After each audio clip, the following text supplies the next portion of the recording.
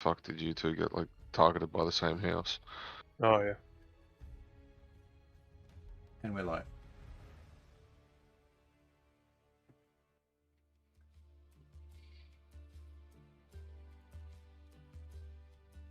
Cue silence. So basically, last session we had, excuse me, a chance to take a breath, regroup, try and get heads around what had just happened. Maybe even put that time to talking amongst yourselves to work out what you as individuals were there for and what you were doing. There was a brief interlude with Margog going out to check the armory and also speak to Magin. Margog, you have a plan in place that you will use an opportunity of a distraction to, in inverted commas, escape, even if that's not really you're not really prisoners, so to speak. From the armory, you did find some magic items which have been handed out, and Dardalian asked for an escort to go see the graveyard, looking for Captain Vron's place of rest, and instead finding the crypt of the king.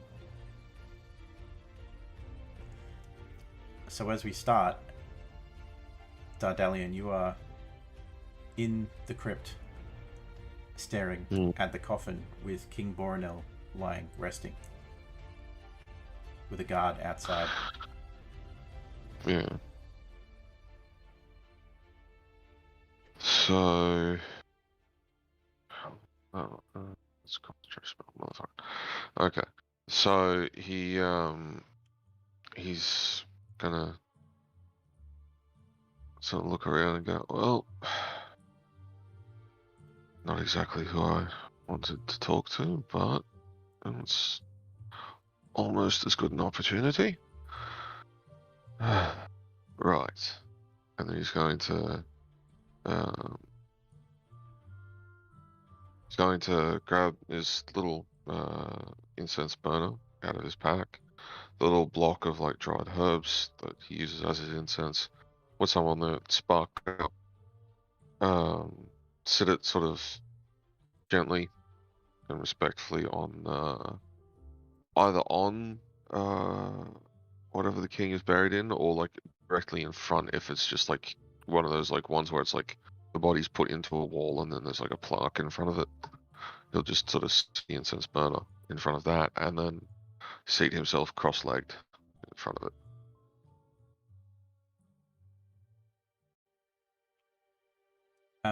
Do you do this like openly? Are you? What is your intent to do here? Well, walking in, he probably would have said something to the guard about just things might sound a bit weird. I'm just paying my respects to the king. We came back to try to save him. For that, I apologize for the failure. I just wish to honor him in death.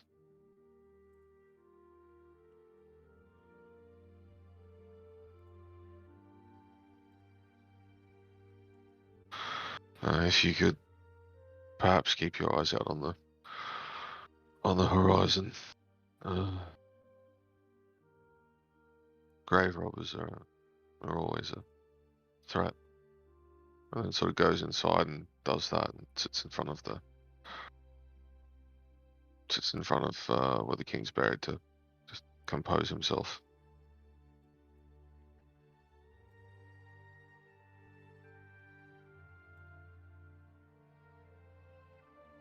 The guard outside is keeping one half eye on what you're doing, but also just scanning around. Seems like he's letting you do what you're doing at the moment.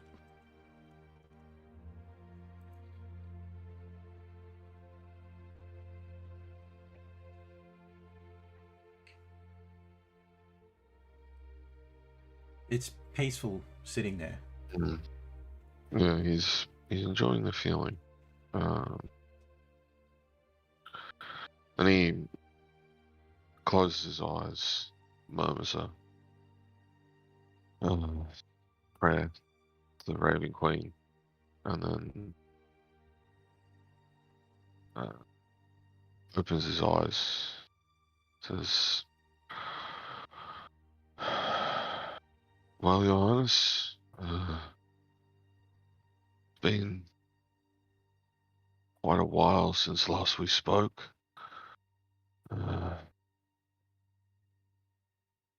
Hopefully you're able to answer these questions."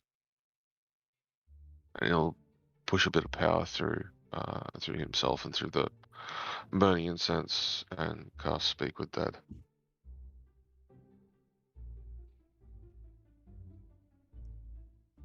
Hopefully. Hopefully it works. Go ahead and make an Arcana check. Oh boy. Yeah, no. As you start to do the incantations necessary for the spell, the guard sort of just turns his head and smiles and just says, "Sorry, no spells in here."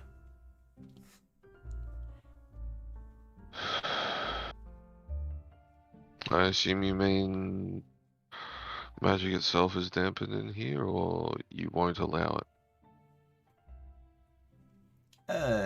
Let's just say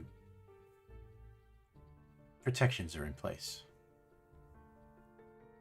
Okay.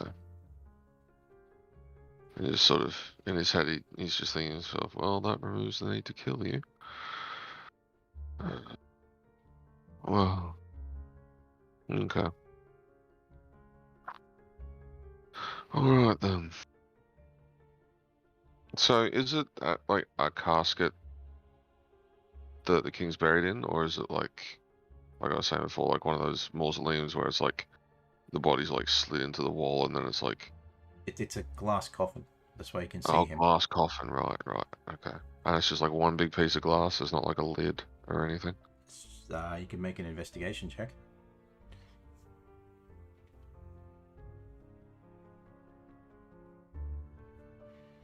You want?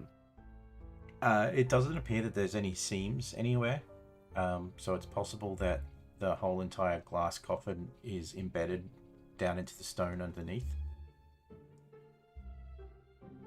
like as if a whole entire cover, like it itself is the lid. Okay.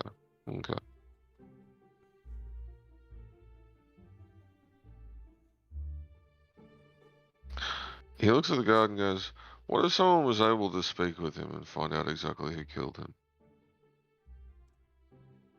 Believe that. Already tried that. Didn't work. What do you mean didn't work? You're asking the wrong person. I don't know. Just what I hear on the winds. Right. Okay. My only other question to you, friend, is this enchanted to make sure that he stays looking as he did in life, or is this just going to let him rot? Again, no idea. Okay, fair enough. He's gonna just, as soon as he says no idea, he's just gonna sort of mentally dismiss him, turn and look at the casket. Can I make, say, a investigation, like a medicine check or something, to see if like I can see any, like, I don't know, because all people told us was that he was assassinated, from memory. And are there any like visible markings or like things that could be feasibly covered up with um, like makeup or anything like that? Like, would there be any like visible markers of say like poison or? Make a perception check. You're not going to really be able to do much Okay. of an investigation because you can't get physical access. 27.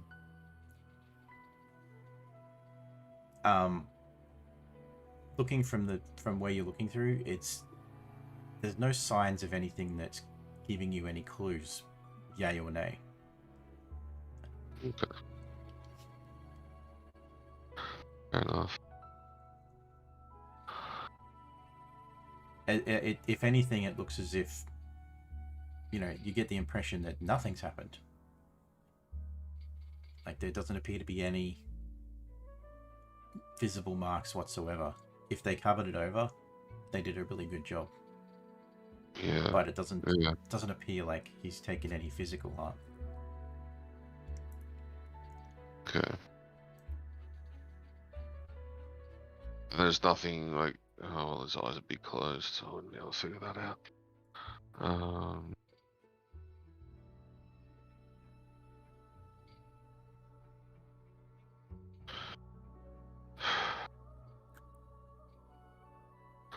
Can I take a quick to look around the chamber itself as a whole as well? Just see if anything stands out to me. We use the same roll. There's nothing that's particularly out of place here. There obviously are a few decorations left here, mostly of the floral variety. That's a really hard word to say, floral. Yeah, it is. Laid about, where some of the noble folk have come and laid their respects, but nothing that's outwardly obvious to be out of place. Okay.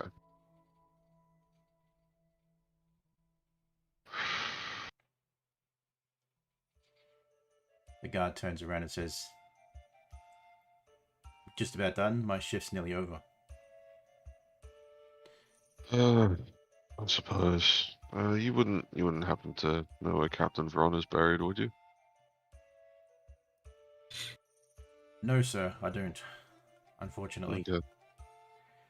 we never actually found his body.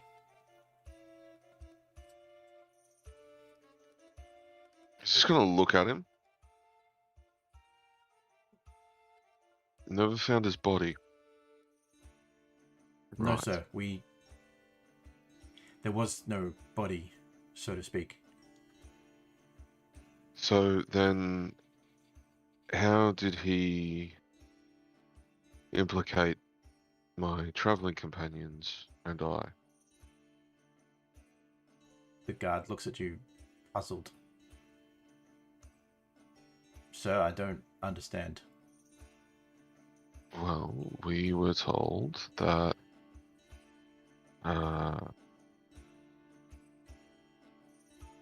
he's going to sort of tilt his head to the side because he's trying to remember. He's trying to remember exactly how it went because he got fairly pissed off at being called an assassin. Sorry? That was right. Yeah. I'll tell Captain Ron. This one that implicated us. And he looks at him and goes, well, from what I remember, and I was quite angry at the time, so this could be a little bit wrong, but we were told that Captain Vrong had, whether with his dying breath or just as he died, just before he died, said that people bearing a striking resemblance to, say, myself and others of my traveling group were the ones responsible for the death of the king.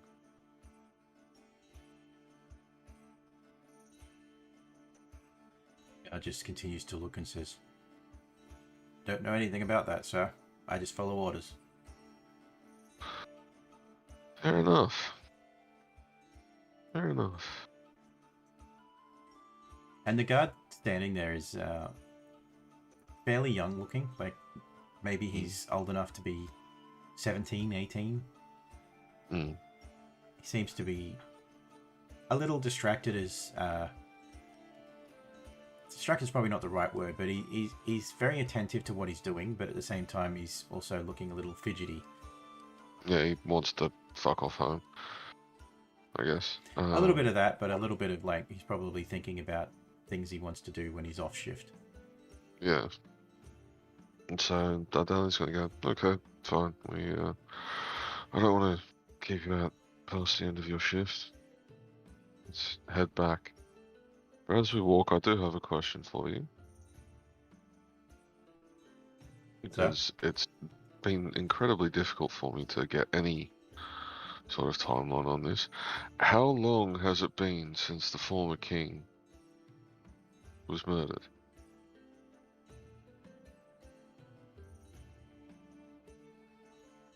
He looks in your direction and he just says, "Just gone 18 months, sir."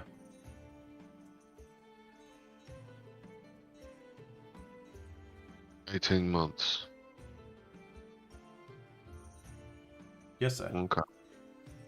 And he goes and proceeds to tell you that today's date is in fact the 1st of Zarantir in the year 1111. Okay. Ignore the time on that. That's alright. Right.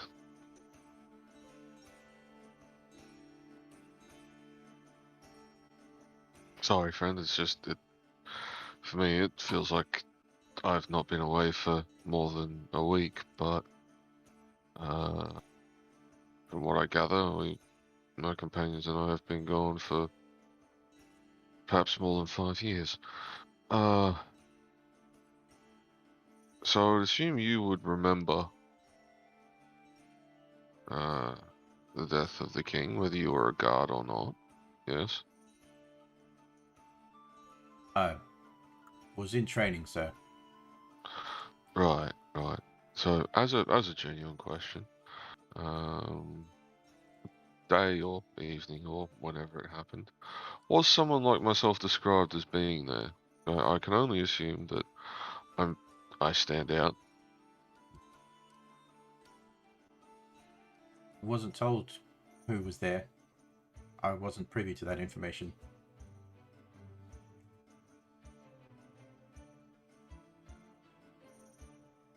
So walking, he's just going to raise his eyebrows and go, oh,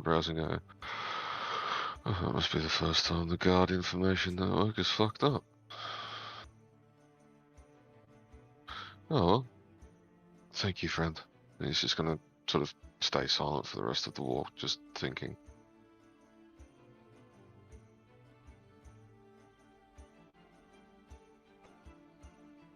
As you continue to make your way back, the evening is getting in full force with a lot of activity still starting to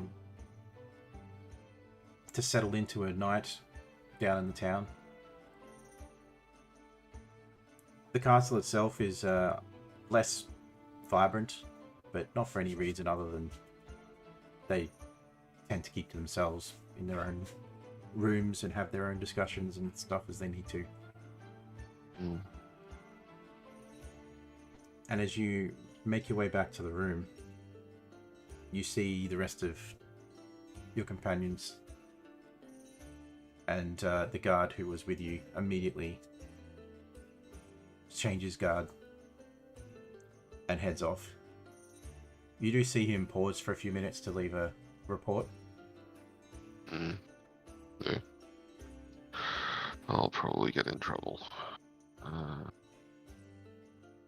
Gonna walk up to Magog and say, do you mind if I clarify something with you?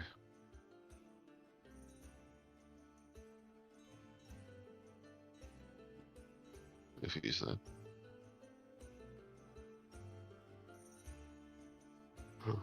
Wonder if There, he is. comic? Sorry, what's up? Dardani's got a question for Magog.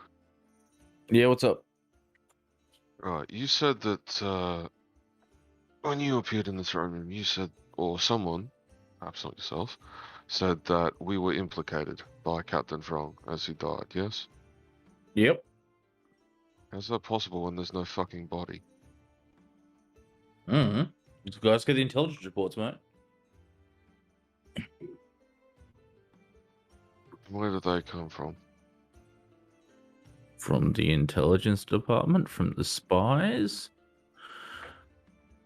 Like, I'm pretty sure this is common knowledge. Like, I get intelligence reports and I act on them. I assume it's common knowledge for you, and then he just takes a hand, sort of gestures to himself in his garb. Not particularly common knowledge for myself. No, okay. My form of common knowledge might be a little bit weird to you, for instance. You know, I know how to bury you. I don't have an answer for you. I just get a report and I followed through with it. The description listed, and I motion to all the party and go, "You guys." Okay.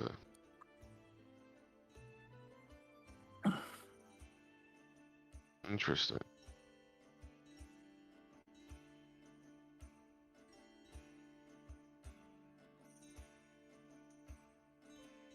Interesting. Well, thank you. Who?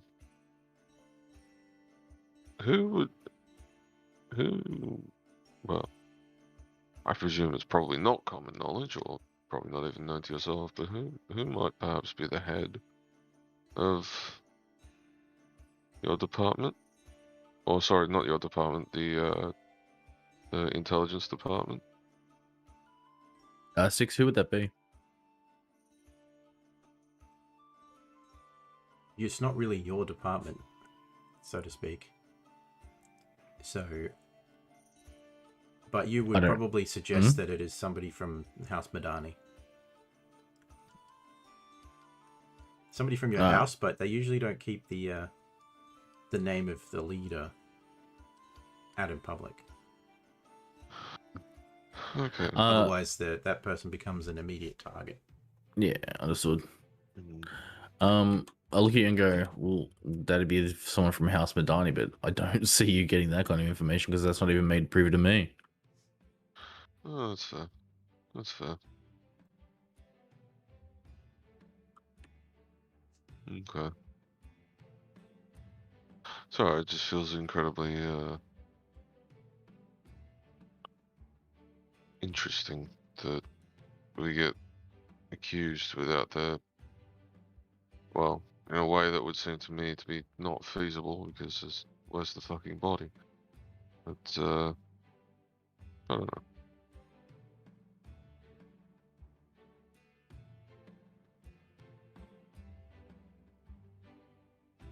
Oh well. Thank you.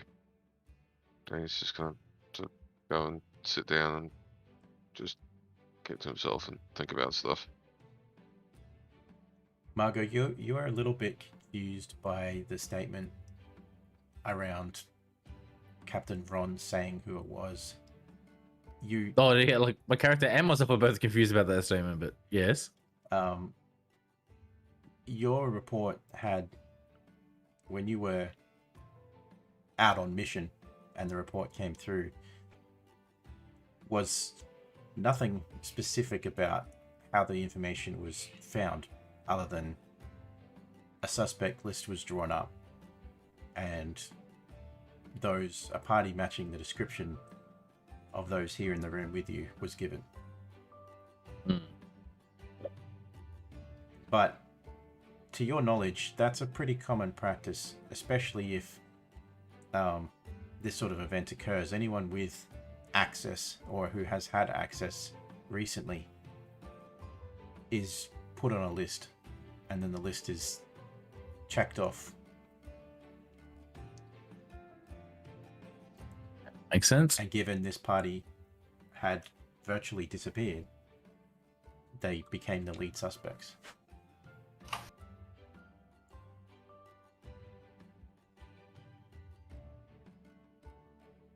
I will not convey any of this. I'll just nod, just take my leave, and just walk back over to the corner and just go, strange one, that one. And above game, I probably did get it wrong, but yeah. In character, he was also a little bit irritated at being called a token assassin. And the rest of you, what are you doing?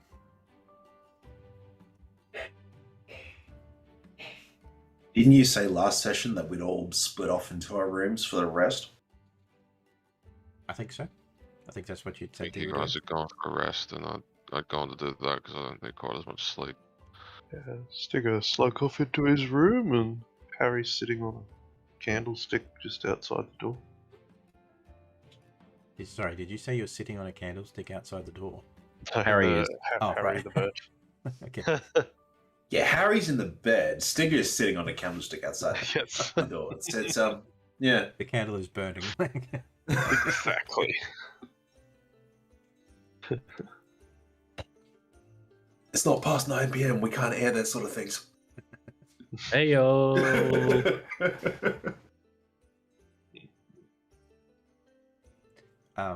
Do any of you want to do something in particular while you got your time to yourselves? Aside from attuning to the items, just get some rest. Okay. Stigger will be Sorry, you go. progress.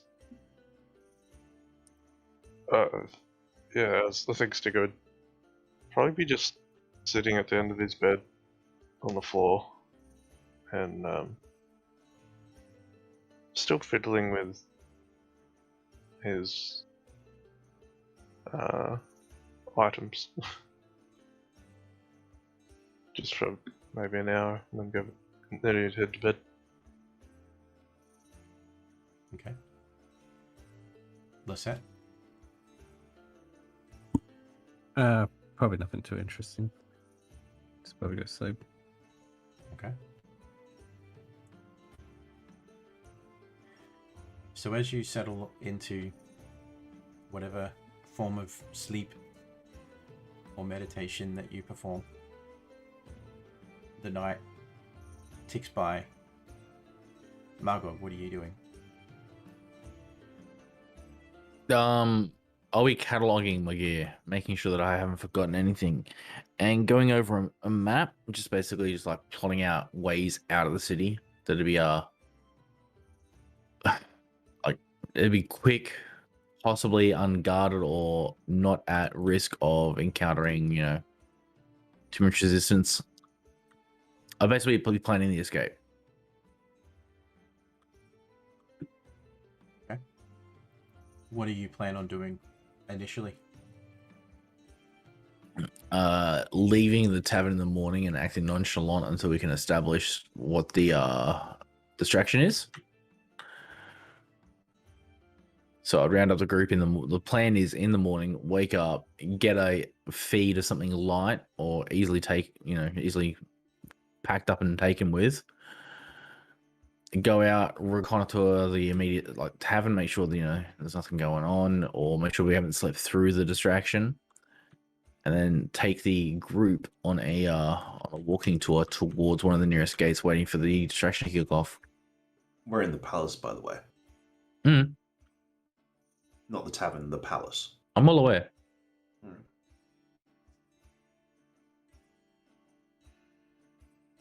Oh, to be getting us out of the palace grounds. This is like my implication. Like, we don't want to be on site. So do you make any attempts to rest at all? Once I've done my initial preparation and planning and all that kind of stuff, I'll attempt to. I don't know if it'll be successful, but I will attempt to get some rest. All right. So we're going to say that you probably go to bed late early hours of the morning, so you're probably not going to get a full long rest in unless you slept through till late morning. Yeah. So you will endure a point of exhaustion. Okay. Through the planning stages. But as night starts to creep towards morning. And you all... Where- Sorry? Just on the sheet, where do I put point of exhaustion? There was a new thing for that, I swear. If you go into the little cog next to spells, and then on like the column on the right hand side, there's one spot that's like show exhaustion tracking. You can turn it on. No, thank you. So 6. And the morning starts to creep on. It's still dark, still very dark. But you are all suddenly awoken, or at least give me all a perception check to see how well you're sleeping.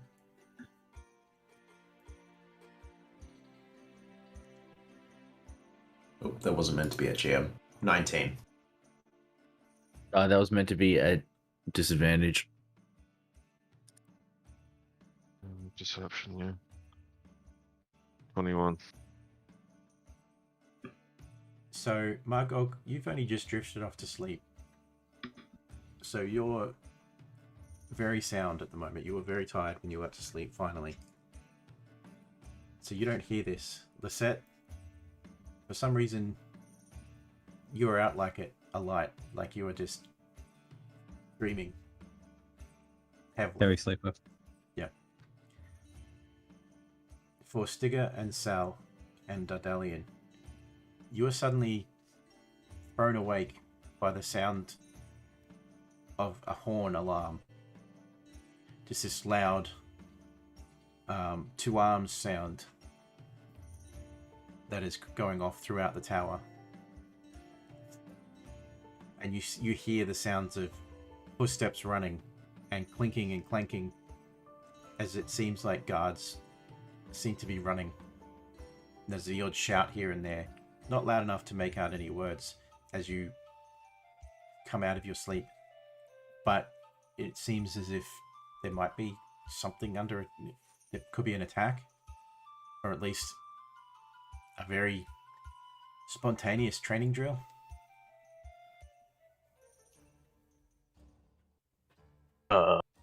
Is there a window in these rooms?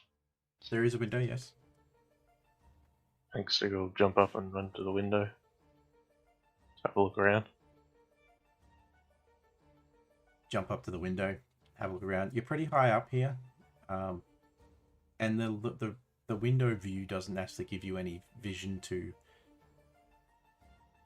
any sort of walkway or any sign of like any.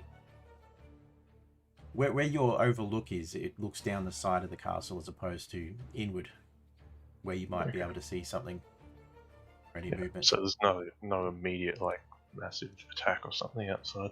Well, not at least that you can see through your window. Yeah, okay. I'll move to the door.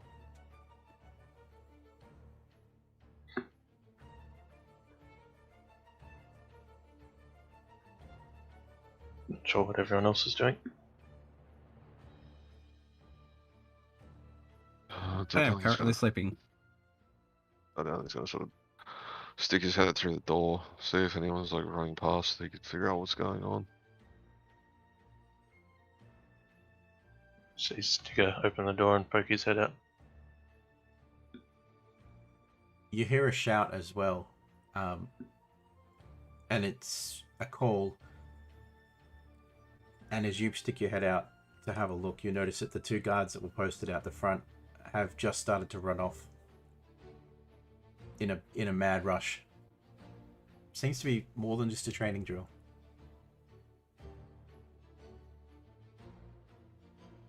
Let's go get everyone else up then. He's gonna start sort of moving to everyone's rooms, like either knocking on doors or like going in and making sure they get up. Yep, I'll help. You hear as Dardalian and Stigger start bashing on the doors, just calling out, "Oi, get up!" Yeah, pretty much. I'm Time to get already up, up. guys. It takes a while to put this stupid plate on. Why did I decide on this again? How do you think I feel?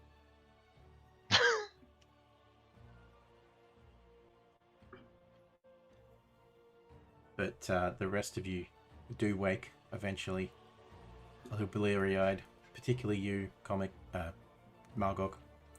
I keep looking at your picture and reading your name on the bottom.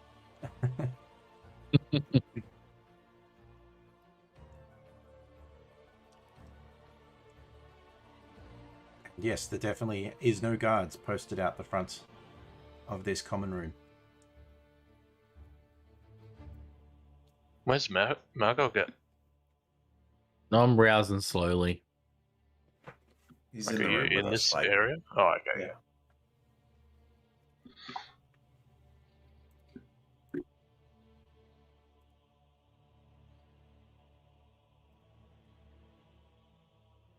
So begrudgingly, I get up, rouse out the door, realize there's no guys. Go.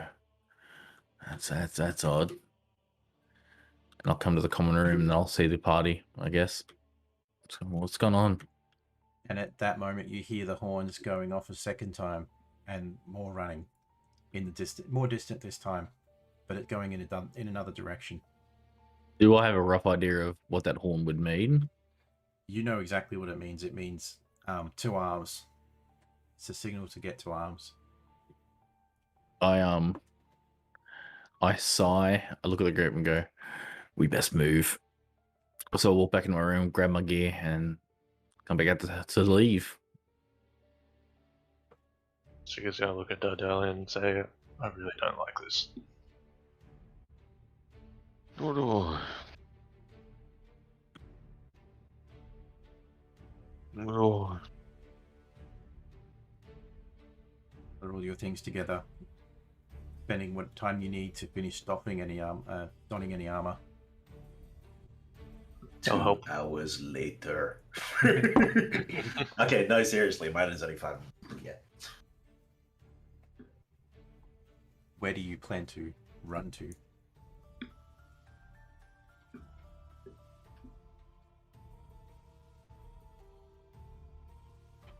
Nowhere?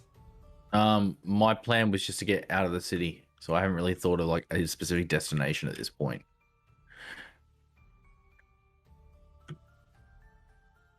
Just following Magog. As you are running and leaving, not really following any particular direction, you suddenly think about one of the routes that you could take without potentially being stopped along the way. Do you wish to take it? It leads through the greenhouse. Yes, most definitely. If it's the quietest route, I would take us that way. Okay. More planned. And as you run, you do look around as much as you can, just keeping an eye out for anybody watching. And there is no guards anywhere. Like, even where they would normally be stationed here, it seems that call has called everyone.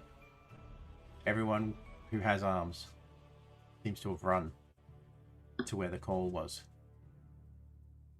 It seems to be on the other side of the castle. So, couldn't be a more open way to escape.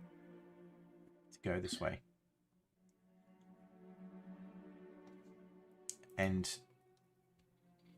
you do actually find your way to the greenhouse.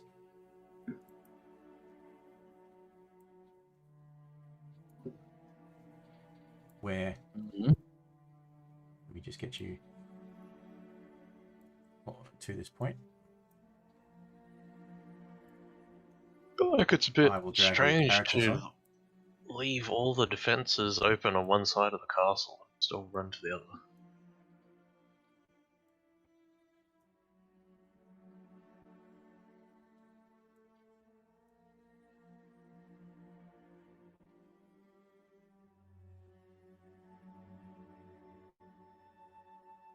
But you find yourselves at the standing entryway to the greenhouse. It's a very large greenhouse. This is very well kept. The plants are very well grown.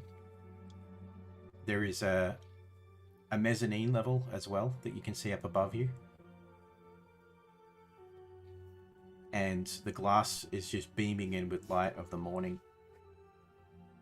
They're very fine glasswork as well. Like, the finish of the window trimming is even framed in gold.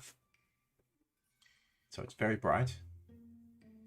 And there's all sorts of different flora and fauna in here, and just lots of different varieties of plant. And there's a fine mist that seems to be ever present within here, keeping all of the plant life nutriated.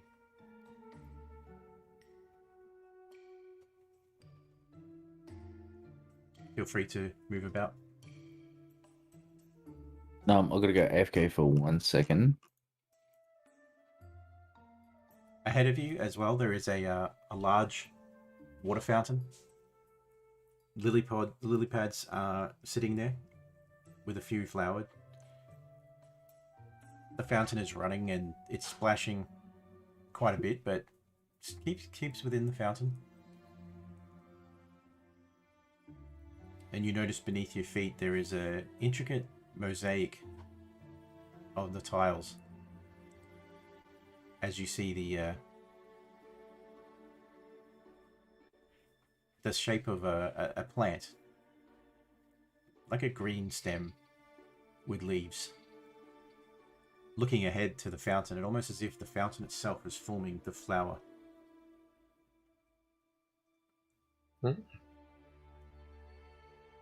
Very nicely designed place.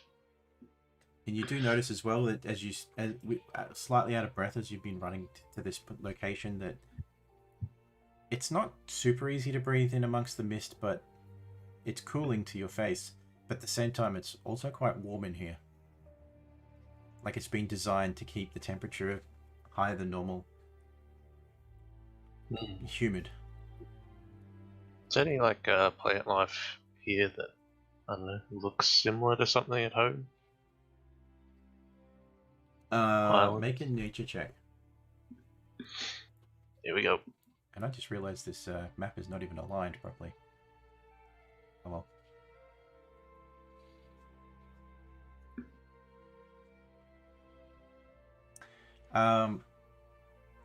Not really. There's not really anything that you can spot back home. There's definitely a lot more plant life here than you're used to.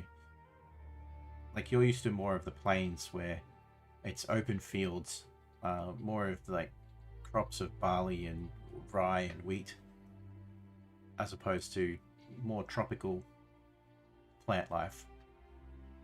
Oh, I'm from the tropics originally, but I've spent quite a while on the plains. Interesting to feel the tropical thing again.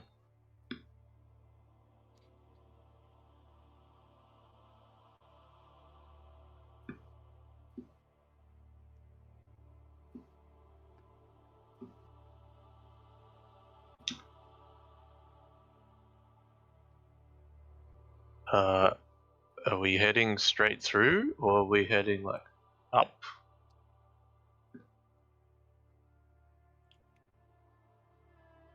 There's no other exit other than the other side.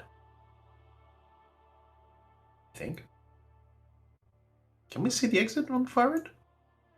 You personally can't see the exit, but you expect that Margog's got a plan. He's brought you here. It could be above, maybe on the mezzanine level.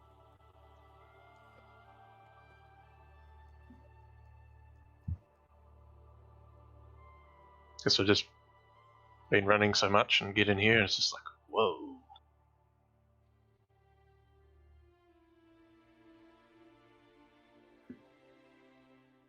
He blue screened. Who blue screened? Oh, he's back. No, I said I had to go paper sec. Yeah. You're also the guy that's meant to be leading us through this greenhouse in character.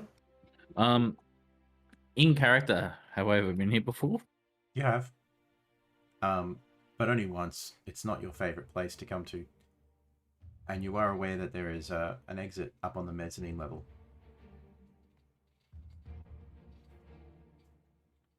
There's a stairwell about halfway into the building that you can get up to the mezzanine level. And so I'll turn to the groom and go, there should be a stairway up to the mezzanine. We need to take that out.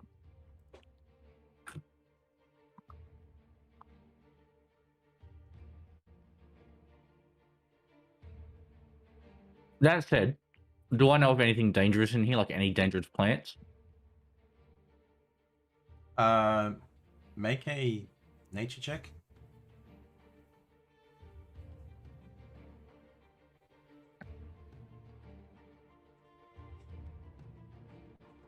Is that meant to be disadvantage? Oh, because you're exhausted. Exhausted. Yeah.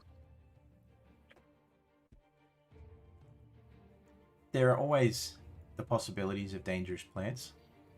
Some that might just give off spores. There might be others that if you touch them, they may sting. There is the odd plant that will capture insects and could do some harm. Some of them are just thorny spikes that you brush up against and you can end up scratching yourself. And the resins and sap within can actually be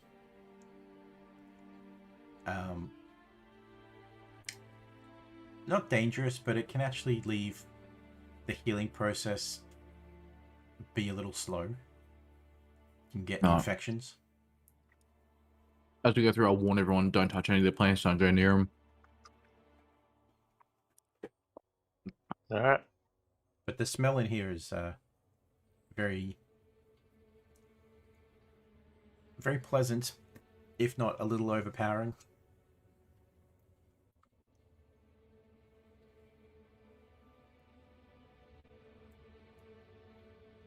Smell like a perfume type smell.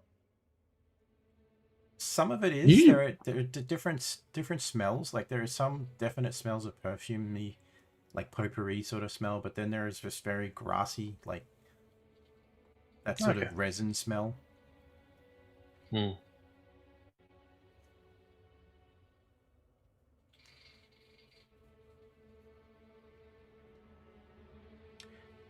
you are now, Digger. Yep. You think you hear movement. Give me a perception check. Look around.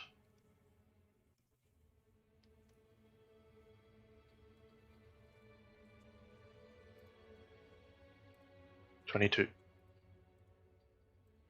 You swear that towards, as you move through this, past the fountain, there is another very intricately designed presentation piece in the center of the room. You see the two, there's actually four stairwells, two on either side of the glass house that lead up to the mezzanine. But you swear you see movement, like even if it's just a leaf moving here and there in this centerpiece.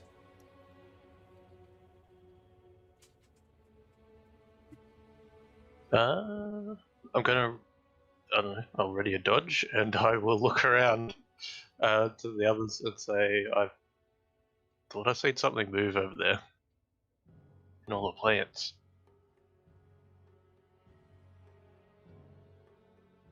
They're plants. We're indoors, there's no wind. Exactly. Doesn't matter. Unless you want to stay back there and find out. We gotta move forward anyway. Okay. Well, I'm going to keep watching in that direction. I think haste is better, but... And Sal's just gonna keep moving quickly towards the nearest stair. Okay. Are you moving up as well, Dardalian? Yeah, he's just gonna like keep behind everyone else, because, well, cleric, and also because he's probably one of like the loudest people walking through here, and he doesn't sort of. Just gonna keep up with Sal. Yeah. If he's gonna draw attention to himself, he'd rather not like fuck over everyone else at the same time. We're not stealthing. We're running. Yeah. Well, yeah, but And like, as- you know, we're running, yes, but like in terms of like who's the loudest, he's probably one of the loudest. You think you're too much indoor, but Okay, fair enough. Fair enough. Wait there for a minute though, where you are.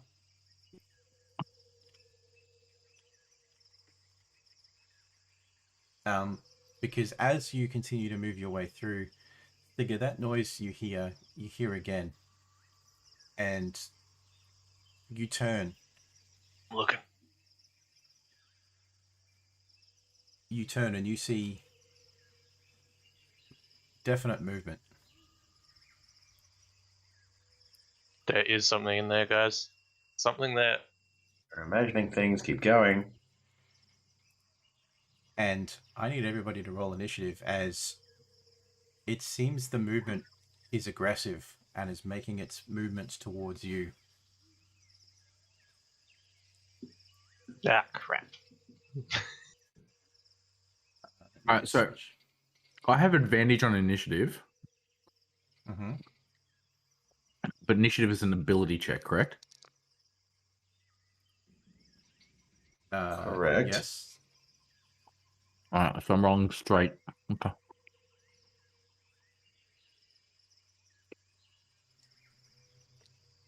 And where's mine? Sure, is it now myself clicked?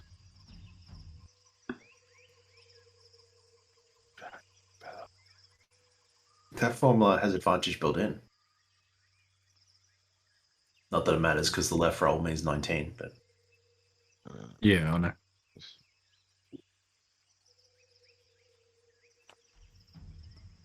I forgot about the formula.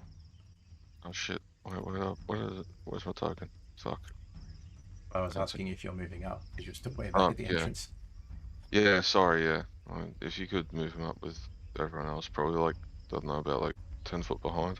I will move you a little bit further back, as you've been a little distracted. Yeah. Yeah. That's weird. Although I mean, it is quite a nice.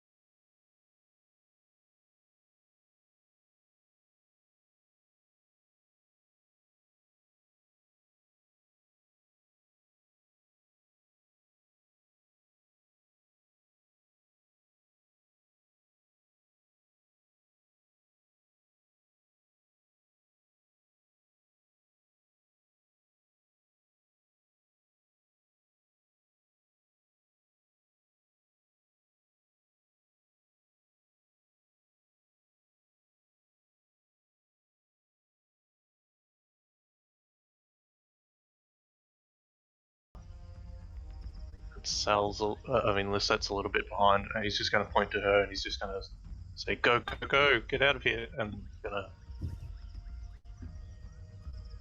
use it on her. So you're stealing Lisette's. Yeah. Okay, so you'll get 12.6 and she'll get 17.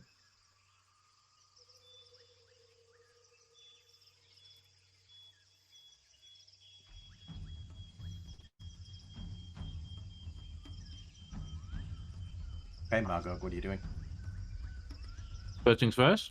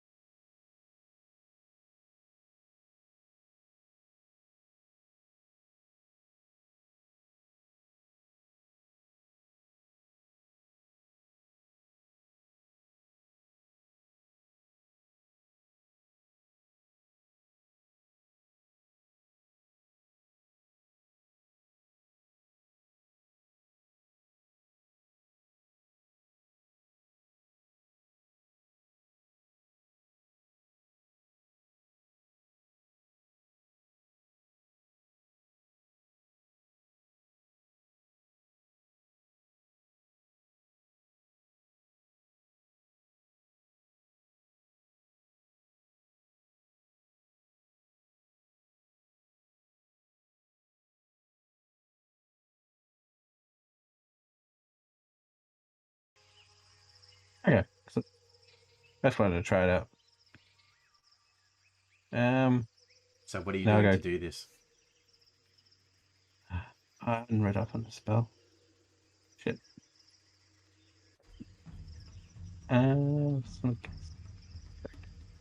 Got so excited you made the thing I forgot to actually read it.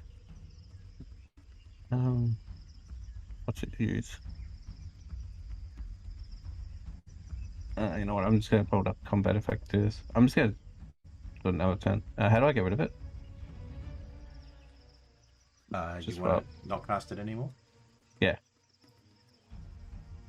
Okay. Right. So what are you gonna do? I'm going to move to here, and then I'll just cast one of my other spells. I'm actually going to cast haste on Sigurd. Oof, okay. Okay, so And that's my turn. make sure you click the spell cast because it'll trigger the concentration. That one? Yep. So now you're concentrating and you've got the purple marker. Cup. Alright. So give yourself a status marker sticker to say that you're hasted. Yeah. Read up on the spell bit. As the creature at the end starts to move, and it's kind of weird seeing this tree just sort of start sliding.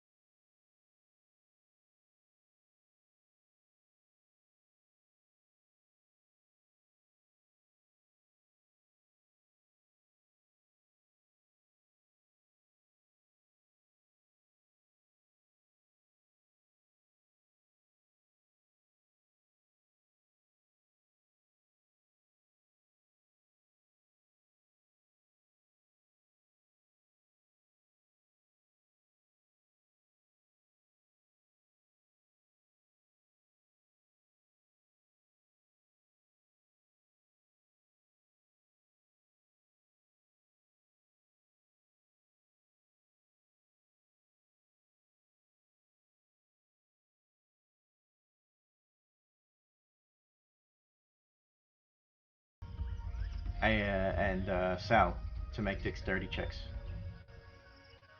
Dexterity checks or dexterity saving throws? Sorry, saving throws. My bad. Oh. Ouch. Oh, bro. It's alright. I think We're doing well. I have As evasion. the sap that you see in its mouth that is oozing down its rest of its body, it sort of takes a deep breath and then just like looks. If it could be greener, it's already a green tree. If it could be greener, it would. And it just starts vomiting in your direction. Inner's spilled out towards you. Oh, crap. Oh, that's lovely. You are covered in acidic sludge from the innards. And I will roll those dice.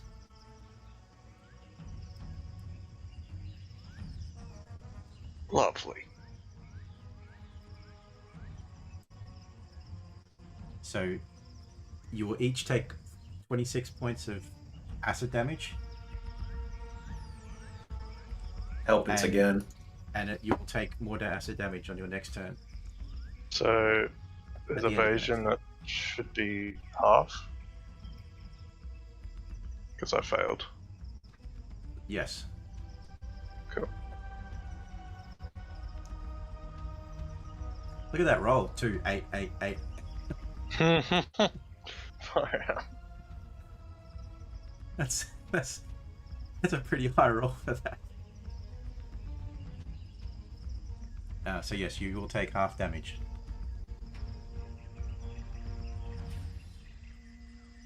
Oh, whoops, that's not what I meant.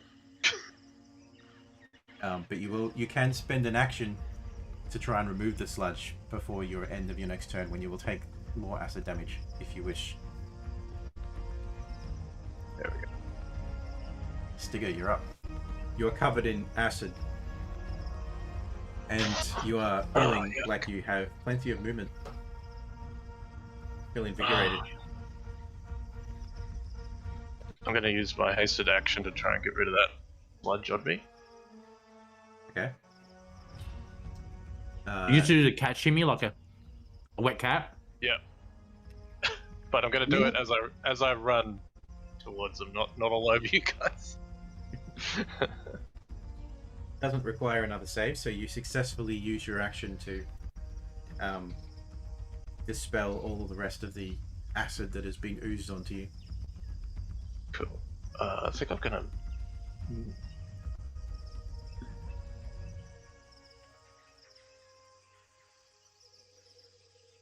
I'm going to move all up to this guy. Should have plenty of movement for that.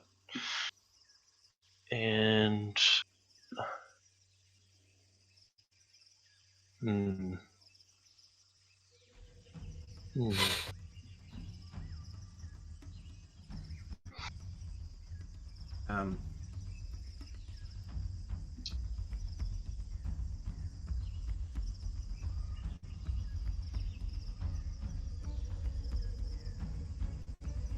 Something I want to try and do. Just not sure if I should. As I run, Sticker's going to pull out his short sword, but as he draws it out of its sheath, he's going to run his hand along the handle, and the runes along it are going to start flaring up with like some sort of glowing lightning. And yeah, he's going to draw that out and take a swing at that guy.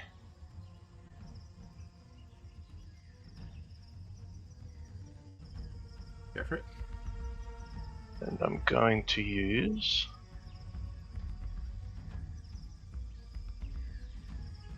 Oh. I'm not sure if it's going to... There you go. Use Booming Blade. You need to still make your attack roll. Yes. I clicked on the Booming Blade spell before because it doesn't have it in my actions. Yeah, so you'd have to change. I haven't used it before. You have to change the spell itself to make it an attack roll. Yeah. So 24 is a hit. So roll the damage, your normal damage. Yeah.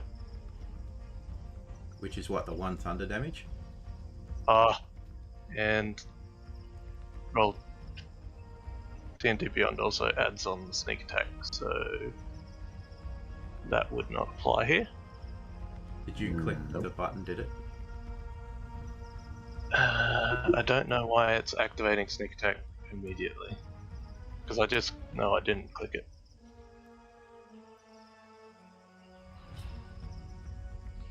Should I just roll on here? Hang on, did you roll it into the roll itself? Oh, you don't have it ticked. But even if you have it ticked, it would roll it to a separate number. No, if it's taking it from D&D Beyond, it's... Yeah, I don't know why it's doing that. Oh, right, you're doing it from there. Okay. Yeah. Yeah, just do it from the normal sheet. Just roll it on here. Yep. It'll be easier.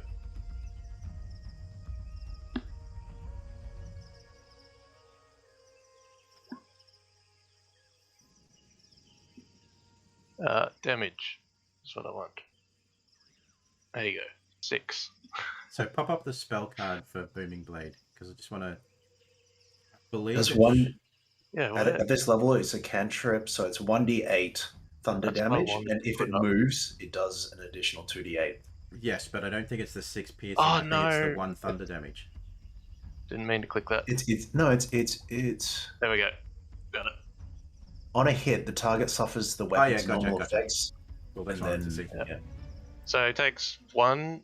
Well, Plus my the- first plus your roll, it 13. was 1 thunder damage. Plus the 6. 6 piercing, sorry. 36 Piercing. piercing. So Yeah. 7? So 7 damage, and Okay. I will take. If it willingly moves on its next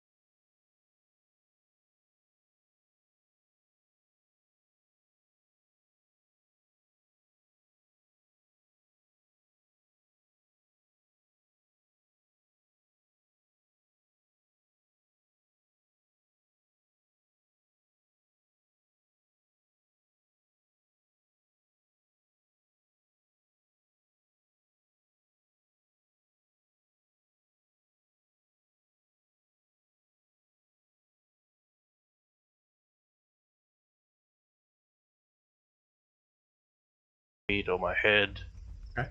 my elbow. I'll allow that. But just remember Yeah. that when you're doing your rolls that you're at least describing how that's happening, because yeah, it seems a bit weird Oh, when you're sorry. swinging with a sword. And... Sorry, I was just sort of panicking trying to like find all my Alright. stuff instead of describing. Is that it for your turn? You Yes, just moved away. how do I... Yes, I moved 2 steps back, like 10 feet away. Okay. And yeah, I'll describe. So he pulls out his sword, he slashes him with that, and he'll be wreathed in like this sort of a bit of a crackling energy running over its body. And then while he's doing that, he's going to backflip and hit him with the claws on his feet. One of them flails and goes off to the side a bit, and then I'll just backflip back a couple of steps. Okay. And stand there waiting. So you see as Stigger runs in and swings with his sword, and then hits with his other hand, and lifts a knee up, kicking it. And then before stepping back, landing 2 solid blows. Sal, you're up. You have acid all over you right now. Okay, Sal's going to reach for his shoulder blade. He's going to use the last charge of the Tattoo of Greater Speed. Mhm. So that's gone. And then he's going to use that additional action to get rid of the acid sludge quickly. Look at this tree thing behind him. So he cracks his head. Okay. See how you like this. He's going to move 5, 10, 15.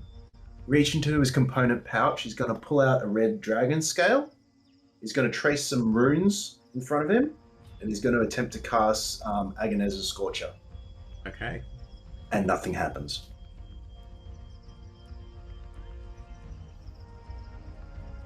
You see as Sal goes to perform the somatic and verbal components of the spell, but there's a fizzling and nothing happens.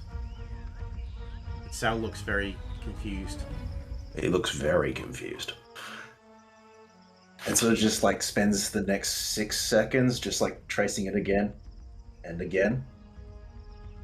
And then just looks up at the tree.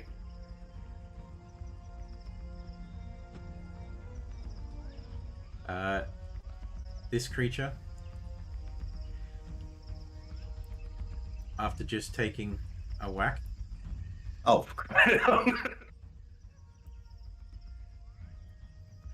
do it! will move forward. So what was your damage on the booming blade? It was 15, wasn't it? Yep.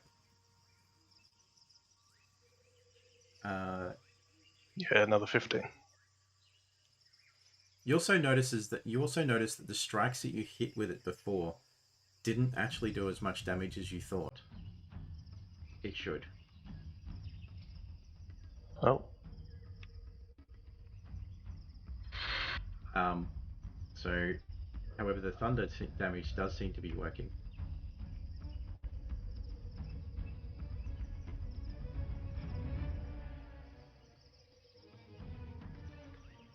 I'm trying to grab it, sorry. It steps to here, which I think you were just outside of range of Lisette. But you see as it starts to shake, its head in its hands, and off from the back, you see all the pustules start to twitch as it releases spores. I need Sal and Stigger to make Constitution saving throws.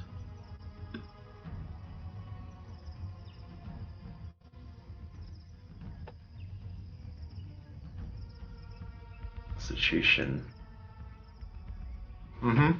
Okay, cool. Alright. You'll take 13 points of poison damage, and you are now infected with spores.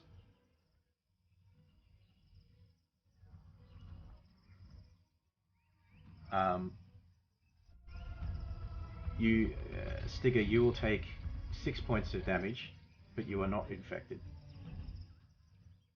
I just realised that my health on my character's different to my sheet. My token is Put different. the range D&D beyond it, it's not linked up. Yeah, because you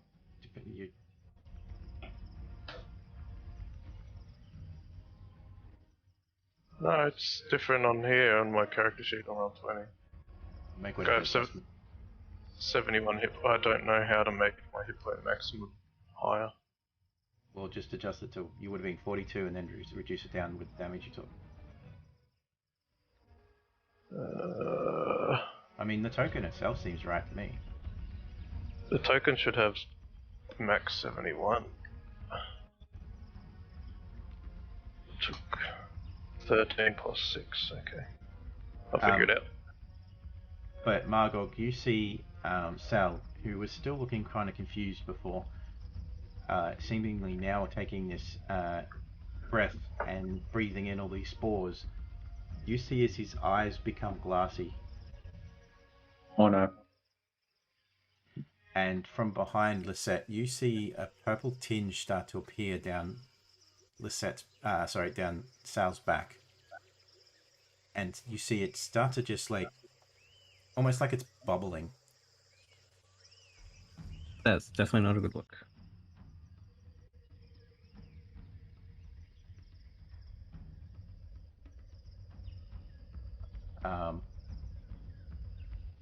That is its turn.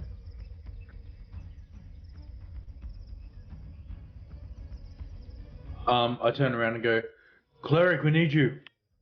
Yeah, would I have been close enough to see that? Close enough as vision affected by that range? Probably not. Okay. Sweet.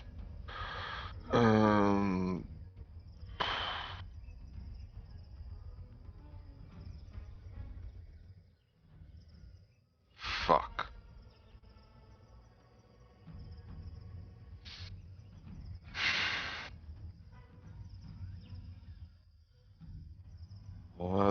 probably gonna have to wait a little while. I don't have diamond dust. I have diamonds, but not the dust. And he's gonna move himself 30 foot forward here.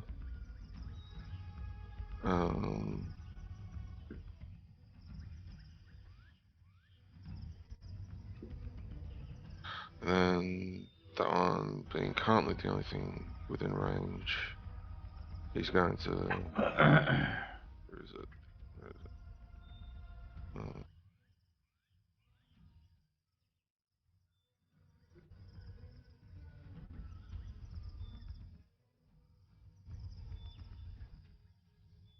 Yeah, he's gonna fire off a guiding bolt at second level at the closest, the purple one that's closest. So, this one, purple Okay. background. So The the guy. 17 is a hit. Okay. What spell are you casting that level at? Second level. Second level?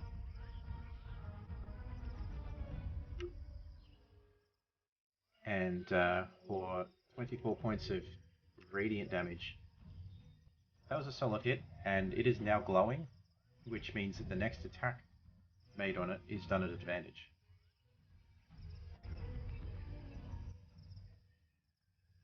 Still in curiosity, if I was to look around where I am right now, because there's like water, lily pads, etc., just near me.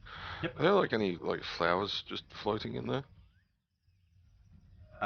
You would probably need, at first glance, there's all sorts of different plant life, but it's you might have to have a closer look to. Okay, fair enough. The actual it's kind of strange the way that this is set up. It's like this particular fountain. It's more like chest height, so you can sort of see across the top, but you can't quite see down inside. Okay, fair enough. Until you get closer. Fair enough. Fair enough. Yeah, that'll be just to end his turn. It'll be like, look, if I'm gonna get rid of whatever the fuck that is, I'm gonna need diamond dust. So I hope one of you guys are really fucking strong. And just end his turn.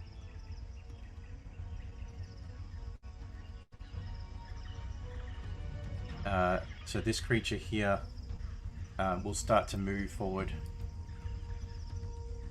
Actually, it can only move to here, as far as he can go. And that is it for its turn. Margog, you're up. Alright. Wait up. You are okay. Bonus action. Rage against the machine.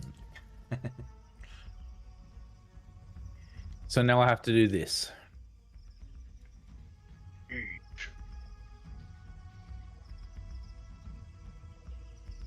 Huh. I don't need to move because I just magically appear over here.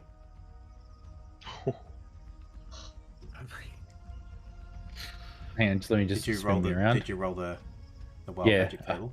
Yeah. And I got I can teleport up to 30 feet to an unoccupied space I can see until my rage ends. I just keep doing this as a bonus action. For the record, Yeah. for the record, you should have that somewhere on your token to roll as a macro, and at least then it will post it into the chat what it rolled.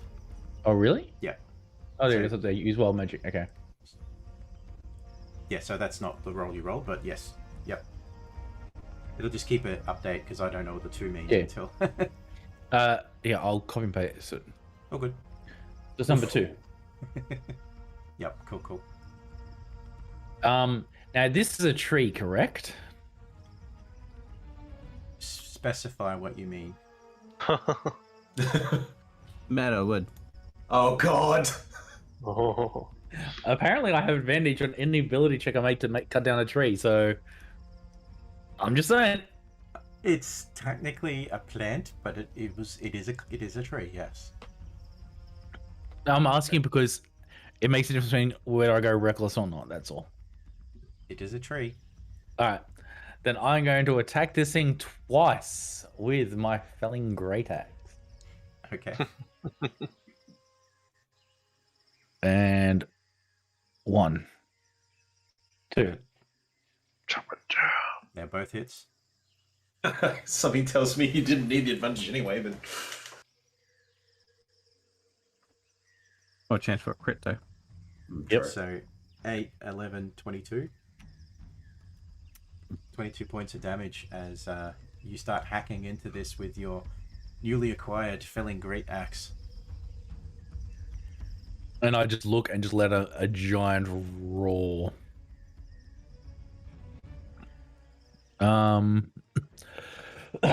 That's action, bonus action.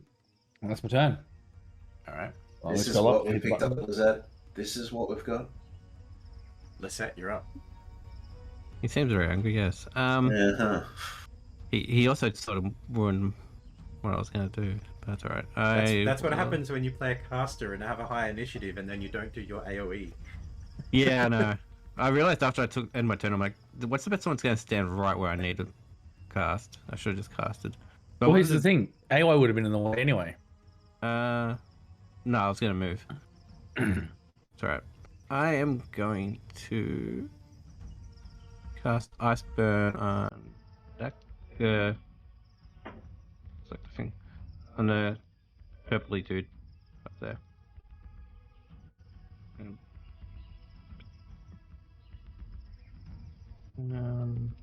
Where is it?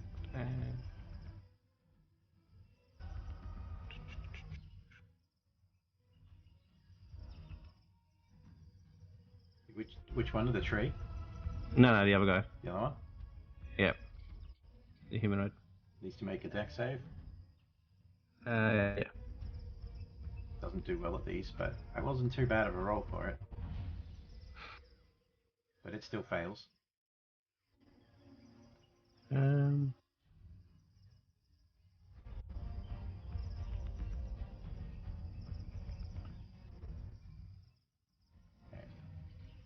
It now has disadvantage. It now has disadvantage on dex save, so to its next turn. So it takes 32 points of cold damage. Oh, That was a bloody good roll for a 3d10. nice. Yeah. And I'll move. It has a 6 Really for dex. back roll. It has a 6 for dexterity, so it's a -2 already. No. I was just looking for something that could do a bit of damage. So yeah. That's. I'll just see if I turn that. All right.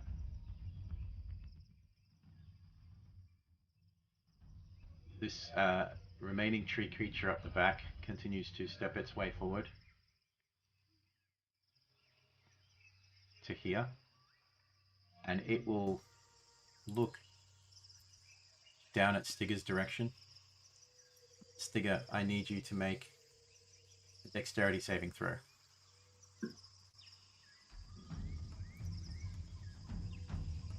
Ticks. That one passes.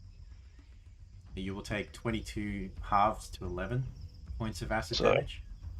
I passed.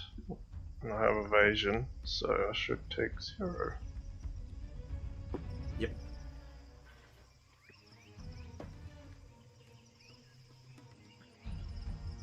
Ha! Was it acid? Yep. Scurries out of the way to the side. It doesn't. You don't get affected by the acid at this point. If Yep. you've dodged out of the way. Yeah. It is now the other one's turn. It's first going to roll a d6. It does not recharge the units. So it is going to make 2 attacks. First, it regenerates a little bit. Oh. And then it will make 2 slam attacks at you, Margog. Bring it on, baby. Miss and miss. As it just looks down in your direction and starts swinging wildly. Very wildly. Stigger, you're up. Just for the record as well, I double checked, and yeah, Flurry of Blows can only be used when you've made an attack, not a spell, because you used your Booming Blade, which is a spell.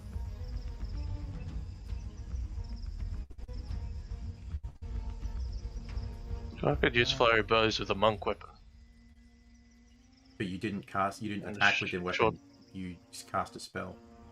Oh, that's a funny thing. Oh, that's a funny thing because like the short sword is the weapon attack that does. But you're casting a spell as Extra part of the attack action.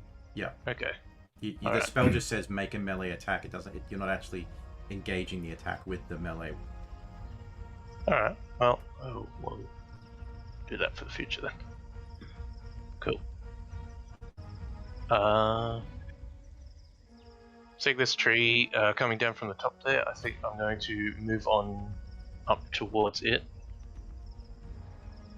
And Actually, into... you started your turn. Just move yourself back for a Yes. second.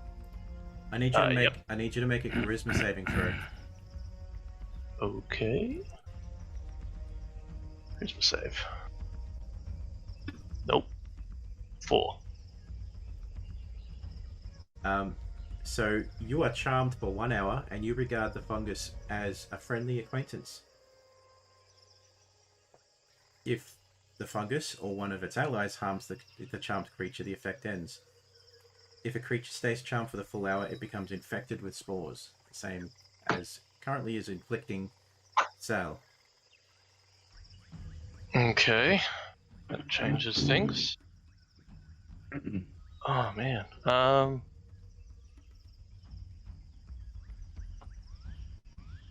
So, wait. He doesn't get to remake the saving throw at all. Wow. I do though feel that something is kind of trying to take over my mind. And I really, really hate it when things start trying to take over my mind. So I'm going to... I can use my... Wait. I'll just put this up. So I spend an action to... So it'd be on your turn. It's not a reaction. Oh, hang on. No, it is your turn. Oh, So you it can... is my Yeah, because turn. it happens at the start of your turn. That charmed effect. Yeah. Yeah. Can I use that as a hasted action? I can't remember what haste. I would say it's your normal action because, as your Alright. hasted action, it would be still in the charmed effect. Cool. Kind of a bit weird, I'll- but I will use that. And then I will move up here. And I really don't like people messing with my mind, so I'm going to turn to this one, use my hasted action to do 1 attack against him. Okay. 1 on strike, so as I'm running past, I'm going to just slash at him with my claws okay, and miss. that is a miss. And I will use my bonus action to take the dodge action and spend a key point to do so. Okay. And that's my turn. Sal, you are starting to experience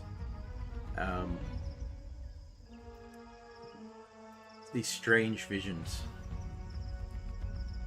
Just being racked with these visions. It's hard to put out of your mind, but you get up a little bit of resolve and you feel like you have just enough within you to take your action this turn.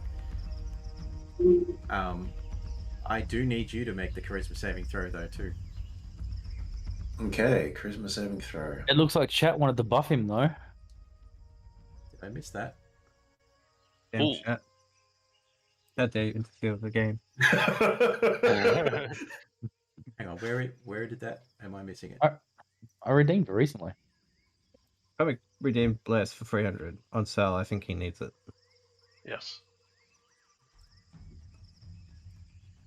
I need to see. Oh, there we are. So Sorry, I'm looking at it. It doesn't show that in the Streamlabs, which is what I was looking at.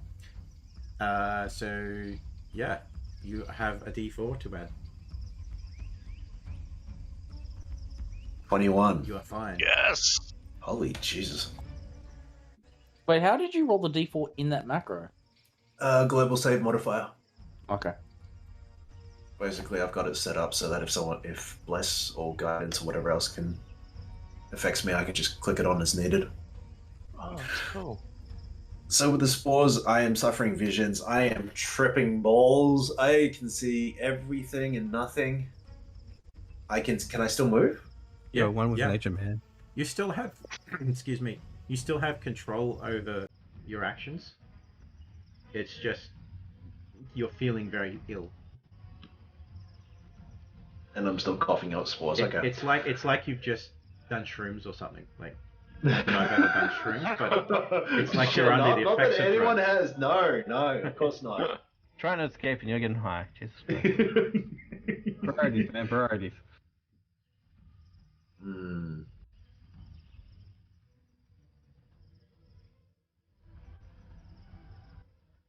I'm going to. What do I do?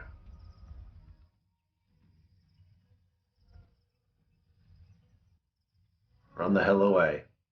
5. 30 foot to here, and then I'm going to use an action. Take a potion of healing, which is. Yep, you should be able to click the token. I don't actually have this. The token's just got posted in chat. Ah.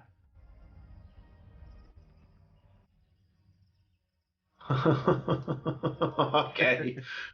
My dice. Okay, so I dropped the red scale because it's clear that maybe that one was a bad one. Grab a potion from my pouch, drink it, and that is my entire turn. All right.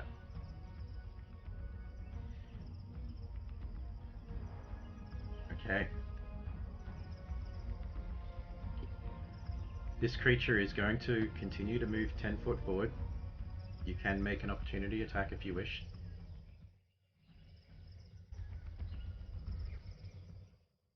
Sticker?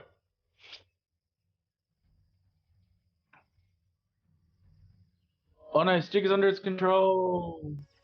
We'll take that as a no for now. Oh, sorry, yes.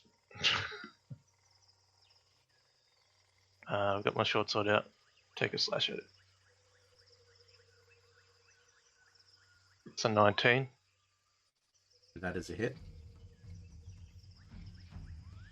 Ooh, that's a good roll. Wasn't this one affected by Booming Blade?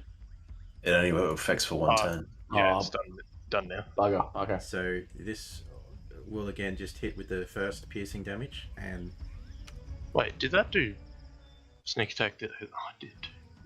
8 damage, yeah. so it doesn't appear like it's doing as much damage as you expect. I need Margog and Lisette to both make Constitution saving throws. As you see it again shake, and from its back, the pustules just explode and more spores head in your direction.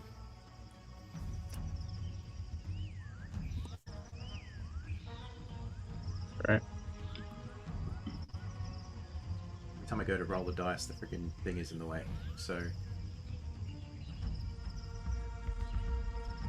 Lisette, you will take 16 points of poison damage, and you are also now infected by the spores. And Margog, you take 8 points of poison damage, but you're not infected by the spores. Good stuff. Oh, I thought. Okay. Dalian, you're up. Okay, so are you still poisoned? Oh, sorry. Before we go on, before he takes his turn, as a reaction, I just want to throw this out there.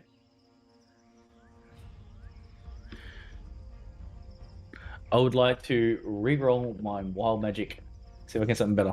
Okay. I'm gonna click my token and click Wild Magic. Ooh.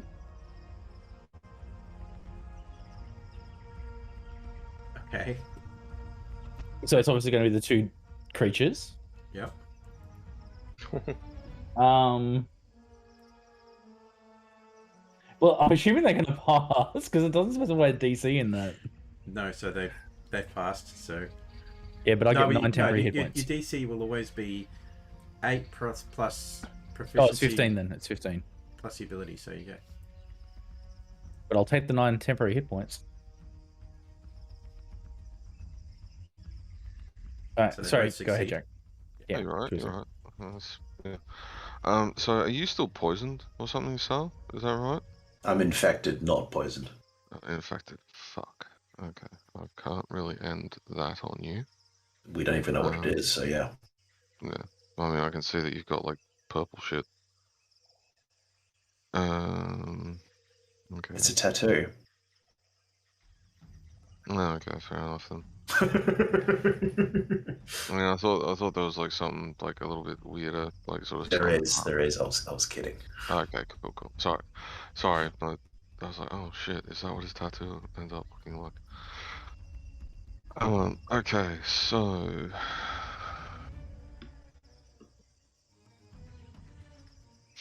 Yeah, he's gonna move up next to you.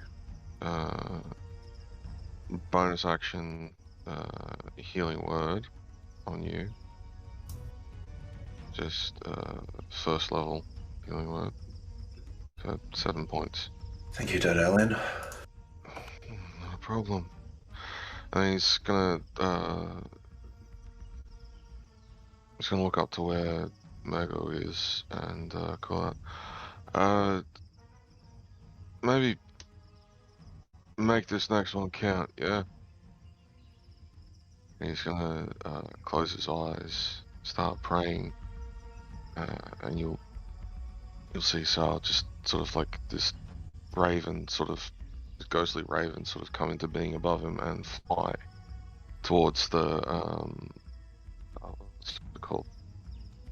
The flesh drag in front of this flesh drag, and sort of like land on it and start pecking at it. And he's gonna use Path to the Grave.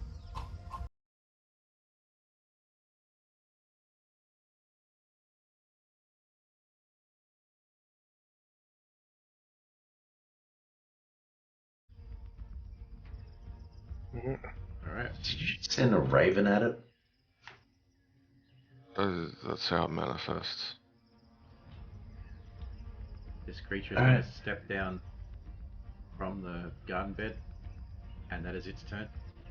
Seems like it can't move that far, which is probably handy given that everything it does is within 30 feet of it. Margok, I need you to make a charisma saving throw.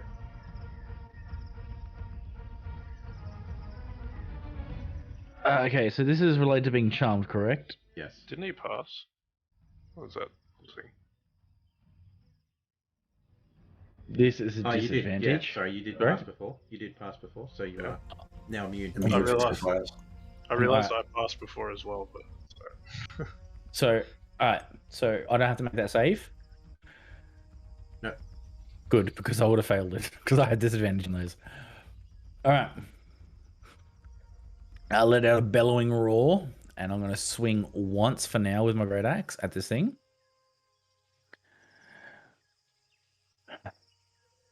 Ooh. That is a hit. Good damage, though. Doubled. Yeah, I know, that's why I'm really happy about the damage. And basically everything you do to it is doubled, so. Holy sh! I thought it was Okay. gonna... It is now bloodied as that strike just lays into it. Oh. Yeah, it's only for that particular attack. Yeah.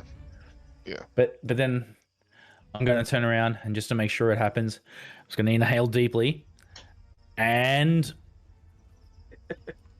Bonus action. Oh no. I just think it's no funny. range damage on that. I just think it's funny with all the spores around. The first thing you do is, I'm going to inhale deeply. Yeah, man. Yeah, man. Yeah, yeah. And I just breathe all over this thing. You can use your breath weapon, smart AoE. Okay. Fucking, this is all new to me. Where's a breath weapon?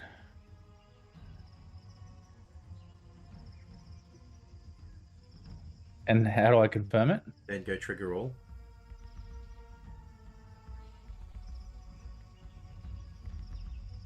Oh, I like the damage I rolled before. That's pretty shit. It's not fire damage either. Yeah. I knew that, but yeah, I haven't changed that part because I copied. That's meant to be 12 necrotic. Yep. It's already applied though. What is the dam over the backside? Roll, pass, fail, dam. That's how much damage it takes. Yeah. Because This thing, yeah, but this thing be resistant to fire, obviously, but that's a good point. Yeah, because it's not actually fire, it's necrotic, but depends whether it's resistant. yeah. It also depends on if that's the same for everything.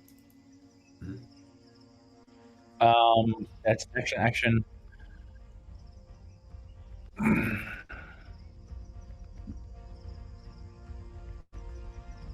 And bonus action.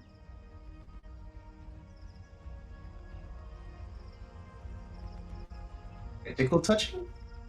Sorry?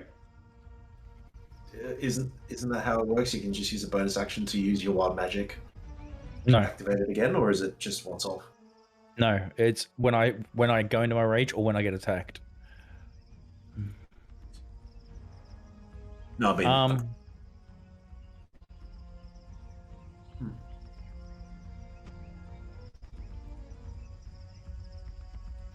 I'm gonna pivot around him. So 5, 10, 15, 20, 25, 30 to here. Oh no, to here, sorry. There, I'm gonna pivot around him.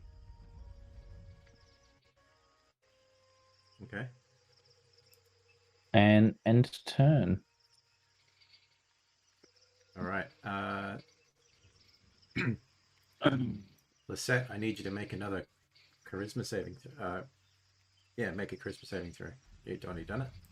That is a success. Cool. Just gonna shout. This is definitely a great route. Route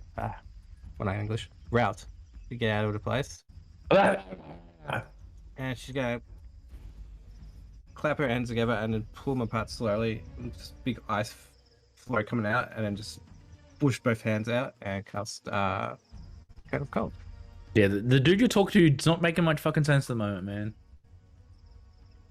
You're also experiencing these intense visions. Just dizzying divisions. What's back on English? Trigger all, right? Yep. Oh, Jesus. Whew. As you let out this fierce amount of icy cold, and the two creatures take a ton of damage. And then I'm going to use my. With Quicken, I can use 2 spells, right? Or it's a cantrip, and it's a normal spell. You can quicken a cantrip, yeah, because you've already cast a spell. Alright, I was double checking. And then I'll quicken and cast. I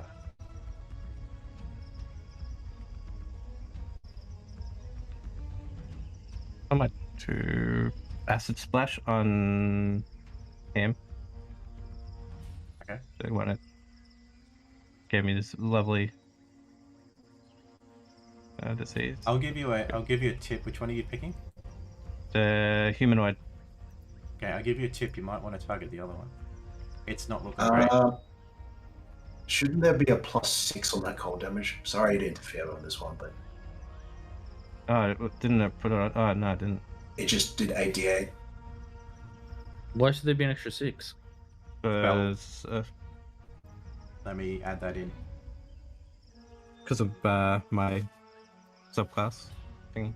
I mean, technically, it would only be a +3 on that tree, but Okay. every little bit counts, given that they're really, really red. Alright, so I'll cast Splash Acid on the tree So then. the 6 that you have, that's your proficiency, is it? Yeah, proficiency and +1 from the pin. Because the pin gives me +1 damage.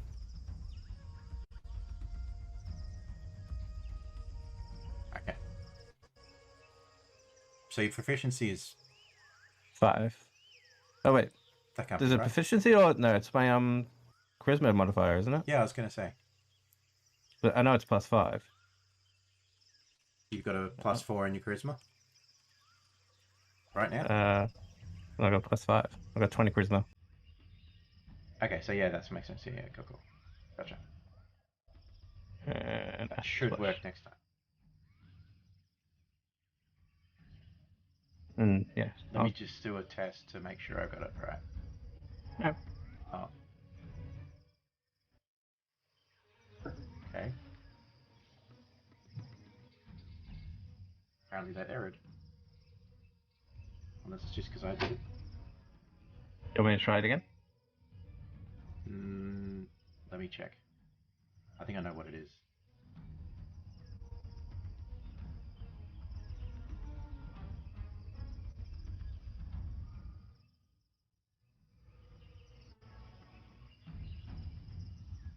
Yep, I know what it is.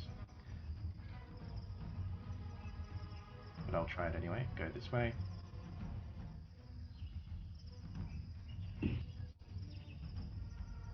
There you go.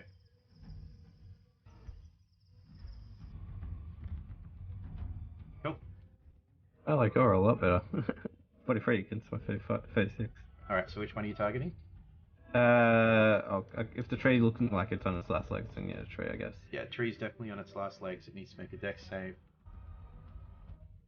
Which, no. Really, no.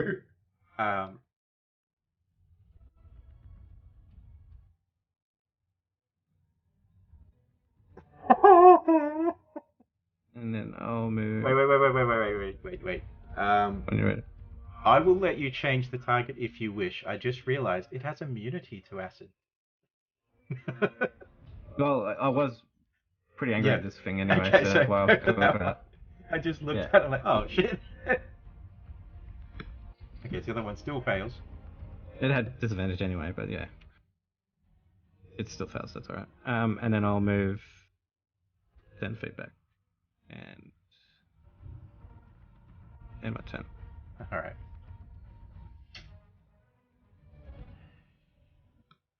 This one will roll its d6. And does not get its recharge. Not taking damage, so it does not regen.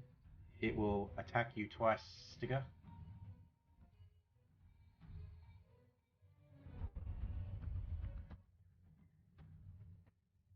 I believe the 21 hits, Sticker. Yep, that'll hit. Take 15 points of bludgeoning damage as this hit comes from behind. Yep.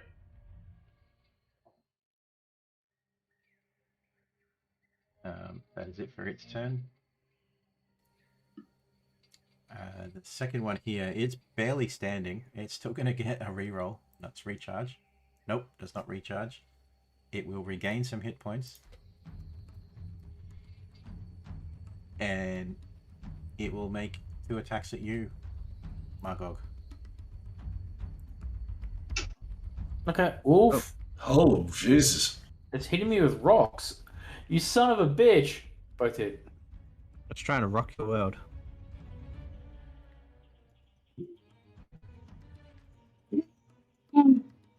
So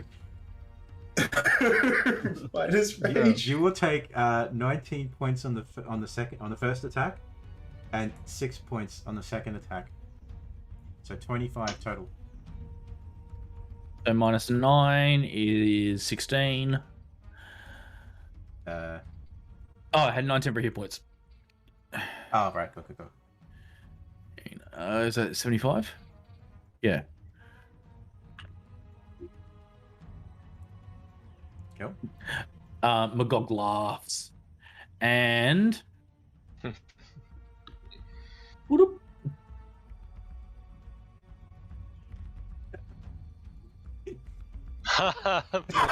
What? What? Yes. What do you want to have appear? Um. We're gonna have a flump. I don't know what a flump is, and it sounds cool. Not the flump! I have someone with. And it's just it's gonna appear right here. No. It's just like, "Ah, what's going on over here, guys? Hello." Hello! At the end of the current turn, so basically, the moment he finishes, it's gonna detonate. What else are you doing on your turn? It's its turn. That's it. I use it as a reaction. Oh, yeah, gotcha. So the creature will then explode, which means What? that this will need to take a dex A save. dex save. Dex save. DC 15. Yeah, not going to happen. It's gonna take 3 points of force damages and just goes, "Hello, poof." Splat! Oh god! Oh! They just summoned the exploding turtle. Hello. And it's force damage, right? Yeah.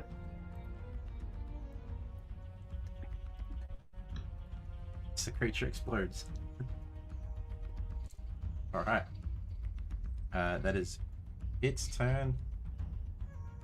Oh. Actually, no, it's going to move. It's going to move to here. And I will attack. Did you just use your reaction? Son of a bitch. You win this round, Sticks. You win this round.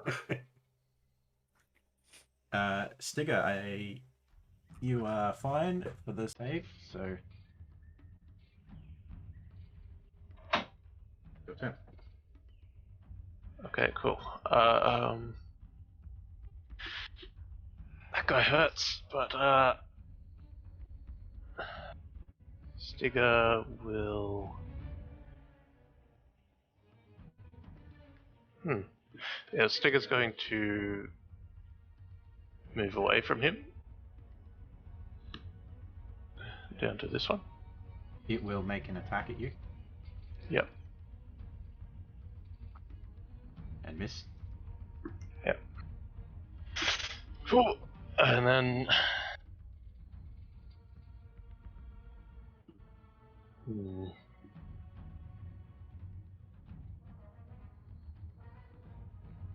I will.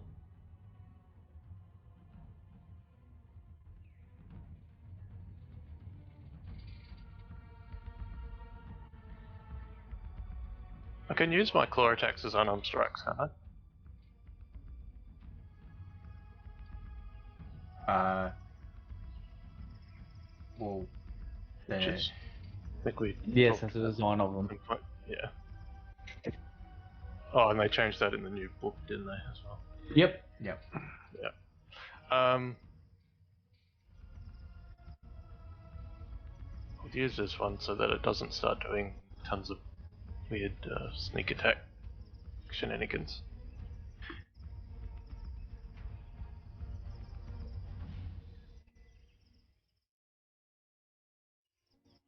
That hits.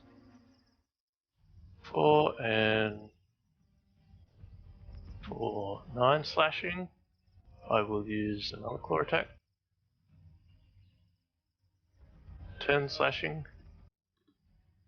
These hits are And- doing their normal damage. Ah, Creature's looking um, pretty bloody. you still up? He is still I up. will use my hasted action. Another one. Didn't work. There it is. Oh wait, I did it twice. Bit of lag. I was gonna spend a key point to flurry blows again. Okay. So he's just sheathing his sword at this point, running forward and just slashing with both of his hands to break off limbs. Okay, what's your damage on your third attack? And third attack. That's a miss. No. You rolled your third attack. What's the damage? Oh, damage. Third attack, so yeah. 10. Yep. And then flurry blows. One misses, and then the other one hits for 11. Hang on.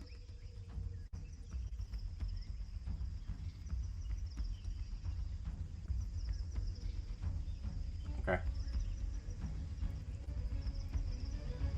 And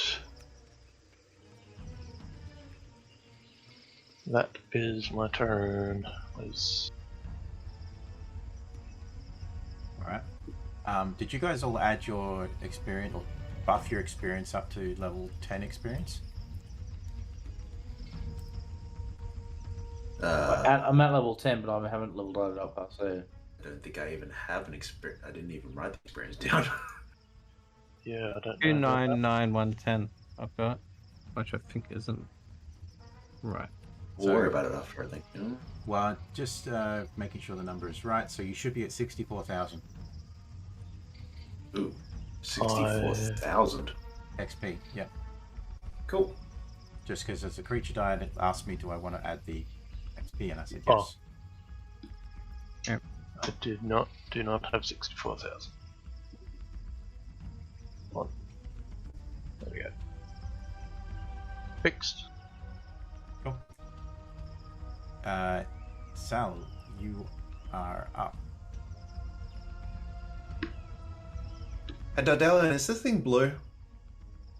No, it's green. Pink.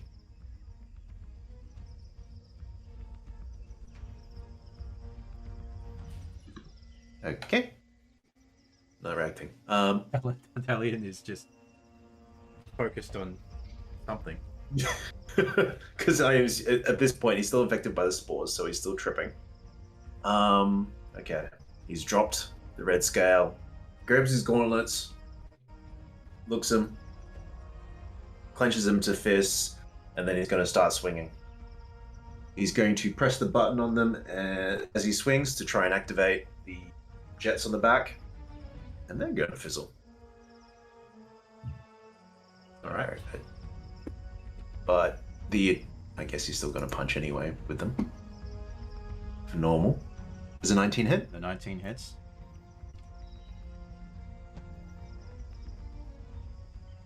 Six more points of bludgeoning damage.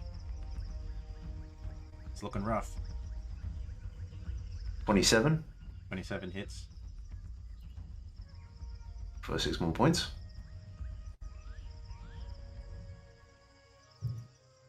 Okay. And This that still works. creature- This still works. That creature just slumps in a heap as well. Just a Bonus mass action. of leaves and a slimy trunk.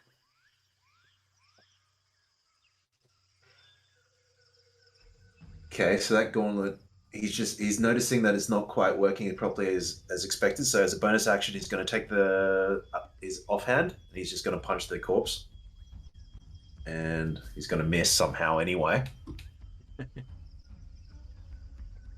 That is a miss, yes.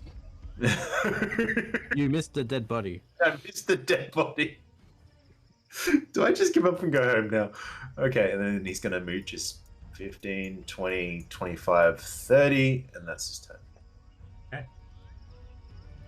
This creature is dead. This Dardalian, you're up. Okay. Right. Let's move up and. So where's 34?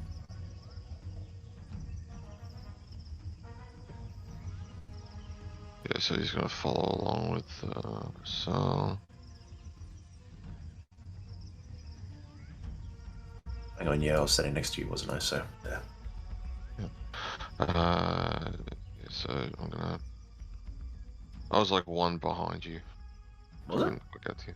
Yeah, I was like one, like, yeah, like that was basically how he was standing before. Yeah. Because from where I was, I couldn't like stand right next to you. So, gonna just fire off another guiding bolt at this this bloke up here. Okay. I'll do that. Yeah, fuck it, I'll use a 3rd level. Okay. Hopefully it hits. 15, which I don't think hits, and that's some shit damage. That just hits. Oh, okay. 16. 16 points. It is now glowing, and you have advantage on the next attack.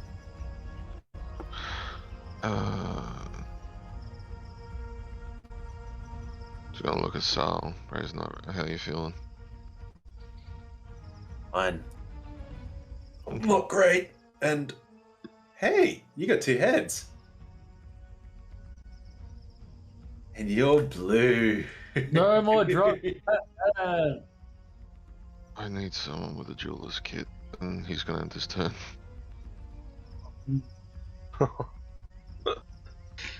This other creature is going to continue to move in 10 feet and end its turn. Margot, you're up. Margot looks up. Sees the tree up to the north. Sees the creature to the... Wait, would I actually have vision of this thing over here? Or would it be obscured? What is your... No, you'd just be able to see it. I'll see something in the corner of my eyes. It's a bit hard to miss. These are huge creatures. Right. I'll see something in the corner of my eyes, and I'll go, huh. And I will run the full 40 feet to... here. Mhm. Whoop. And I will look up towards this creature, knowing I don't have the range. Grab the axe, give it a lift, spin, grab, and then as I grab it, I'm just going to throw it overhead. And as I do, this spectral tree just appears out of fucking nowhere. And seeing as we haven't got a thing for it, it is a 60-foot line fucking attack. These are some good plans, Dad Alien. I see a tree. And it's just going straight this way. Okay.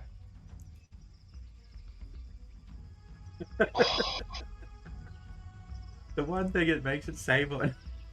Oh. It takes half damage. Yeah. Yeah. What's the bludgeoning? Yeah. Yeah. Yep. Doesn't appear to be taking as much damage as you think. So it's my first attack.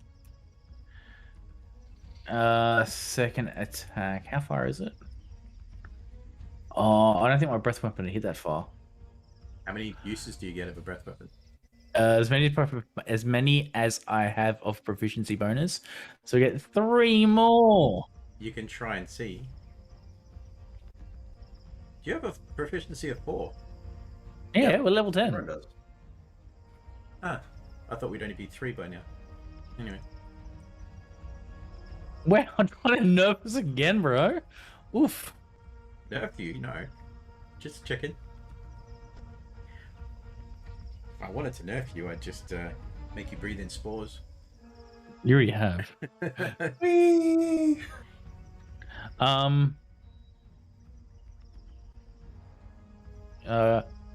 Guess that's my turn.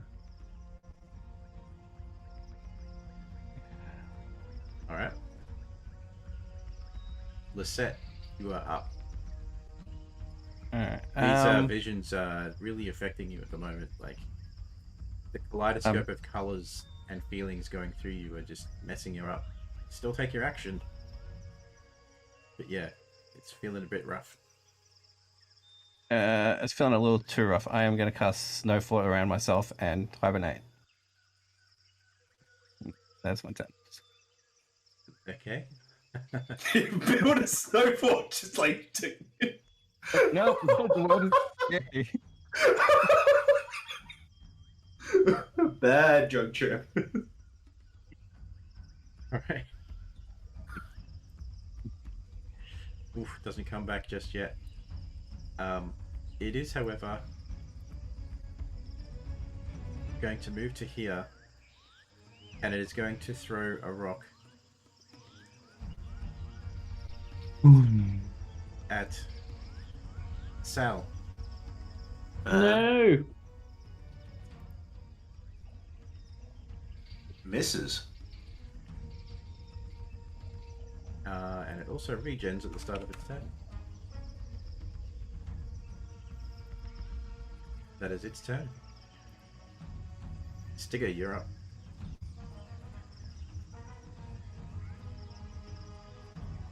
I think he's BRB. So we'll come back to him. Sal, you're up. I'm gonna look very confused. I just punched you. Dedalian, he's back. Yeah, there's a couple of them, mate. Just to himself, Dardalian Mars, you would have so much difficulty, mate. Well, it appears to be working, so I'm going to attempt run up again. And swinging wildly. Alright. 19? 19 will hit. 16. Alright. And then the 16 will also hit. Another 9 points of bludgeoning. And the offhand. The offhand also hits. Another series of blows that you've pummeled into this creature, and every hit just feels like you're hitting a soggy mud pie. So I'm back. Stigger, you're up. If that was the end of your turn, Sal. Yep, I'm just trying to click the button not clicking. No, because it's Sal. Technically, it's Stigger's turn. Oh yeah, yep. Fighting the tree now. Okay. It's squishy. And Where'd Magog go? he went that way. Okay. There are trees falling from the sky. He says as he points towards Lisette. Well, Let's okay. hide in an ice fort. I'm gonna just move up to We got May here from Overwatch. part of this tree. And start slashing some branches. Okay.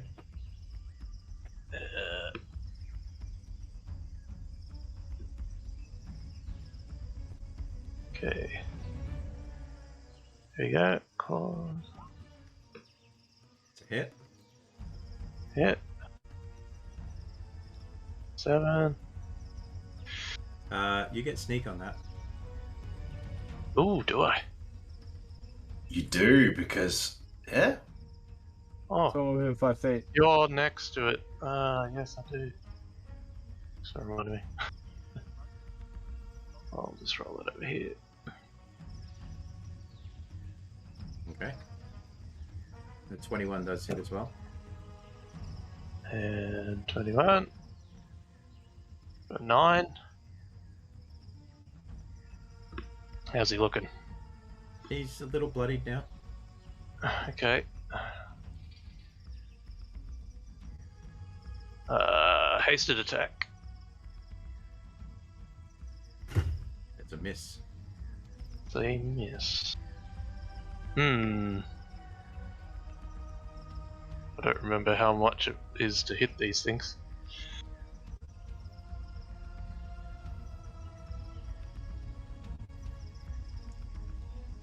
Because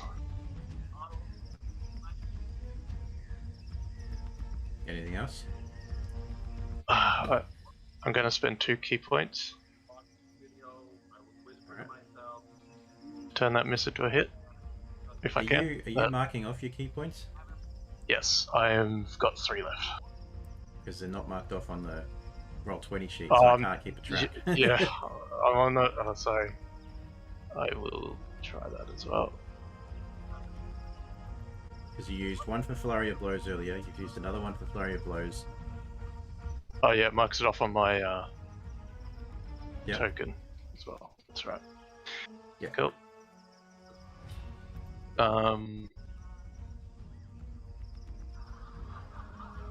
Yeah, so that's 12 plus 4. So 16 to hit. 16 just hits. Just hits. Phew. 10 more slashing.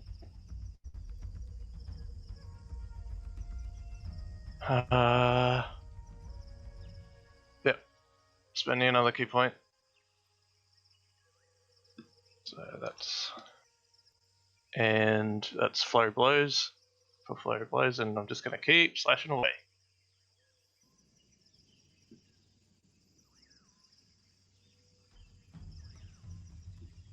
$16. Yep. 21. Hit. And with that, I moved 15 feet. I should still have like, I don't know, 100 feet or something to go. Can I run around the flower bed and over towards this other one? Okay. You will take an opportunity attack as it swings back at you. I did attack the tree, so with where is it? Mobile? Do you have mobile? Mobile, yeah. Okay. There we go. Found it. And I will try and get into melee with it. And that is my turn.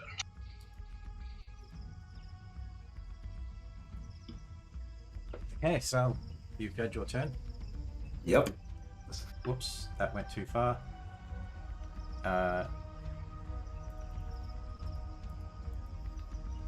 Dandelion, you're up. Alrighty. So, looking at all that, he's gonna again call over to Magog. Maybe just dump whatever you can into this next one, and he's gonna use his last path to the grave. I'll just put that straight back in the chat, just so no one forgets. That's one of those. And then... Where are you moving to do that? Oh shit, yeah, sorry, so... 10. Sorry, I thought I was within... I forgot that it was 30 feet, I thought it was 60, so I thought I could get away with that. Okay, so... 30 foot to there. It's out of range. There. Yeah, I will be in range in a second. So... move myself to there. And then... bonus action... Blessing of the Raven Queen to here.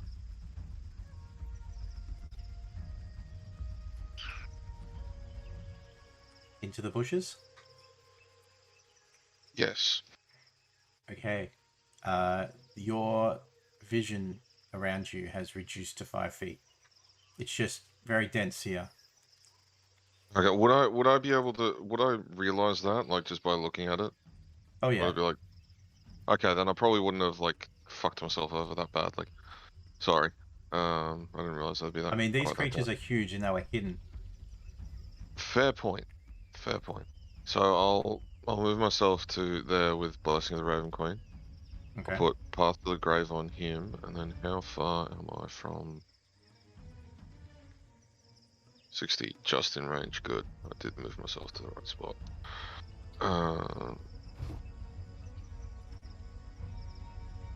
Another... Oh, actually, shit, I can't, but I'll be in range to if he needs it later. Okay, and yeah, that's my turn. I have resistance to almost Okay. all damage. Before you go, because I know you have to go, I need Yeah. you to make a charisma saving throw. Is this for the charm thing? Yes. Okay, I can, because of that, I can do it at advantage. So, you said charisma save, yeah? Yes. Okay, cool. 17. Actually, sorry, my bad. You did the wrong thing. It's not that one. This is the Constitution saving throw. Oh, con save. If you're still Okay. standing there within 30 feet of it on your next turn, you'd make the charisma save. I looked at the wrong one. Oh, okay, right. Okay. A con save. Shit. I'm fucked. I will need both Stigger and Margot to do the same. What are you rolling? Con saves.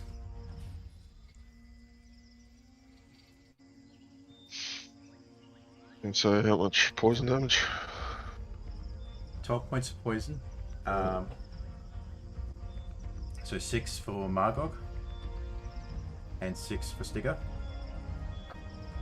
And Dardalian, you are infected by the same visions and spores as Lisette and Sal. Oh, it's just like being home. The three of you are under the effects of what I would describe as probably late drugs effect. I'm just, in my head canon is just he's sick. It looks like he's home in the Shadowfell or some shit. Alright, that's fucking cool. Okay. Alright, that was its turn though.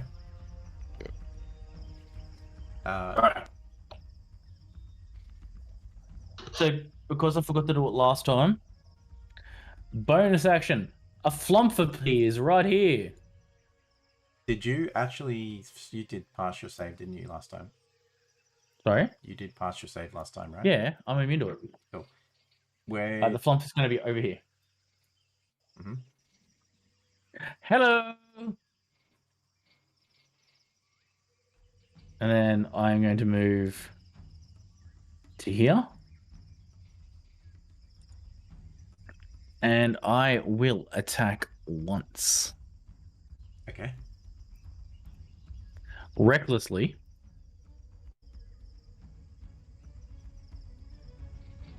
Oh, so close to greatness. The hit.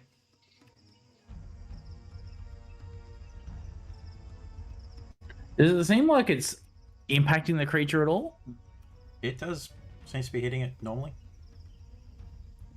Then I'll go again. It's a hit.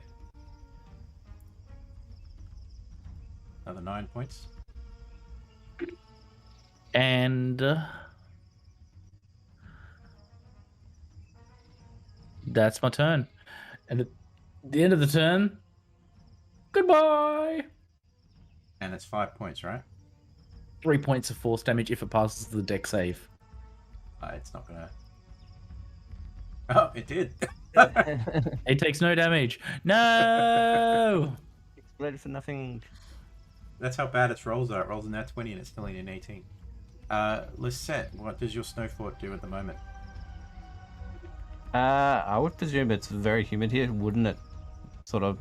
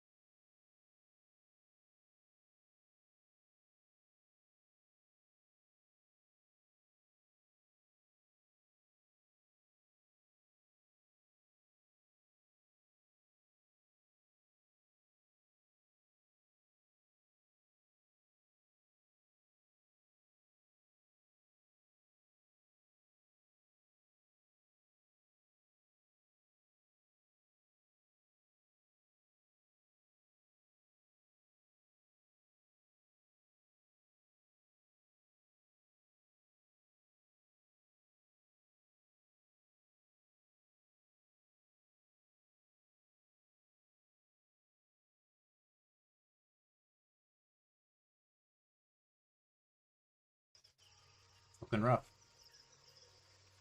And then I will pass another ray of frost at it. Okay. And does it make a save? Or that's just a roll to hit? That's a roll to hit, so yep. Yep. So 12 cold damage.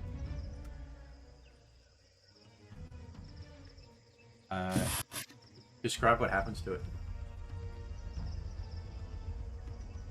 I should use the other spell now that I think about it. It basically just turns into an ice sculpture for a couple of seconds and then falls out and just melts. Cool.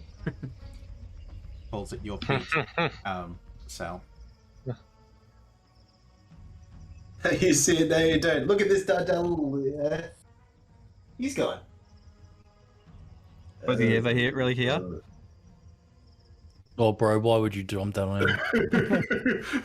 I'm tripping out too. So I'm like, maybe he's not even real, man. Maybe he's a figment of our imagination. Keep going. What is going on? Stigger, you're up.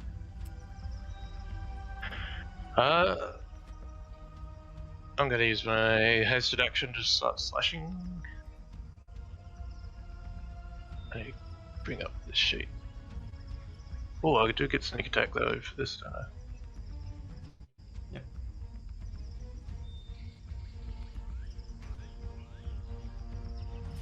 Ah. The other thing though is to use sneak attack I need to be using a finesse weapon or a ranged weapon. Typically, yeah. So claws don't count. Nope. You used your short sword last time you got sneak, right? Yeah. Or did you use claws? Or bow. I've got bow damage before. Yeah, but yeah. No, I mean this fight. Oh, this fight I did do it with claws. Okay. So that was like 6 damage. That would have. That's all good. Yeah.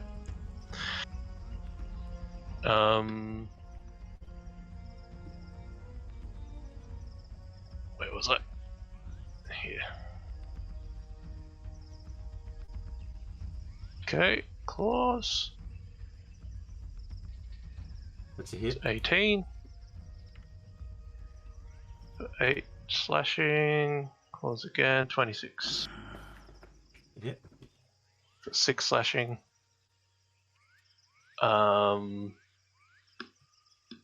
Yeah, hasted attack.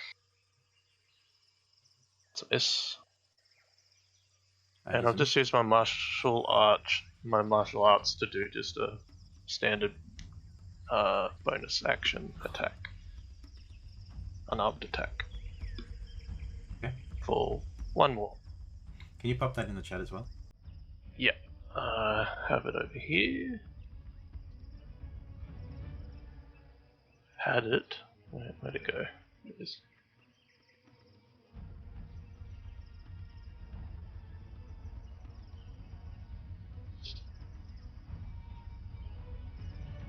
So, yeah, when you use an attack action with an unarmed strike or a monk weapon, you can make 1 unarmed strike as bonus action.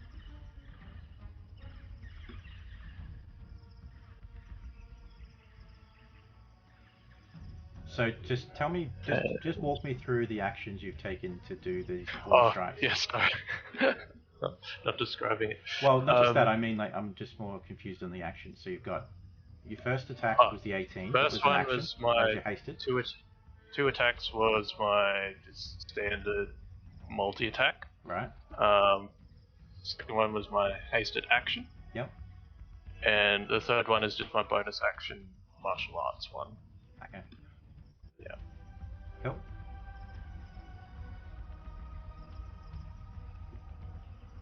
So normally I could do just 3 attacks without using any key or anything. Yep. Alright.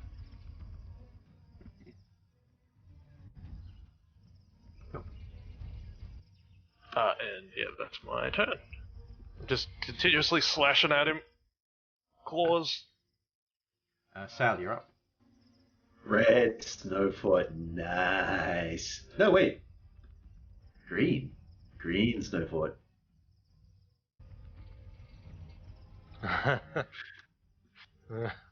Dandelion, you're up, if you're still here. He's gone. Okay. Remote control Dardalian, go.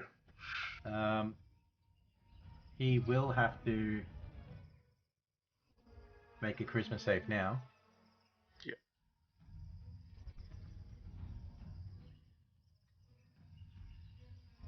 Fails. As he now sees the big creature as his friend.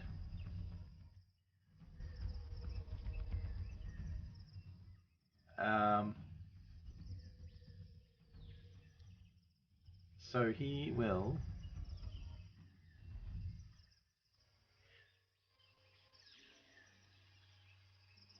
just familiarizing myself with what he's got.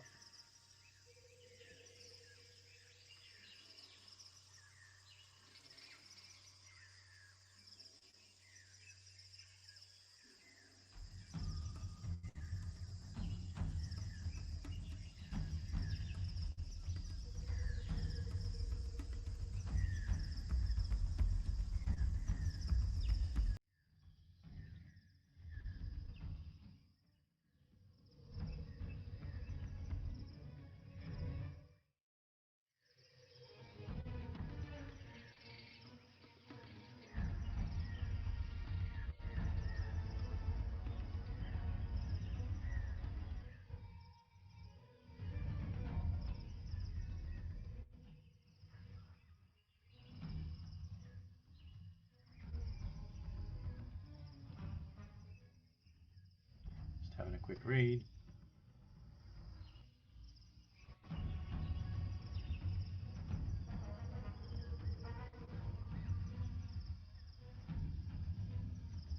I'll also have to go fairly soon.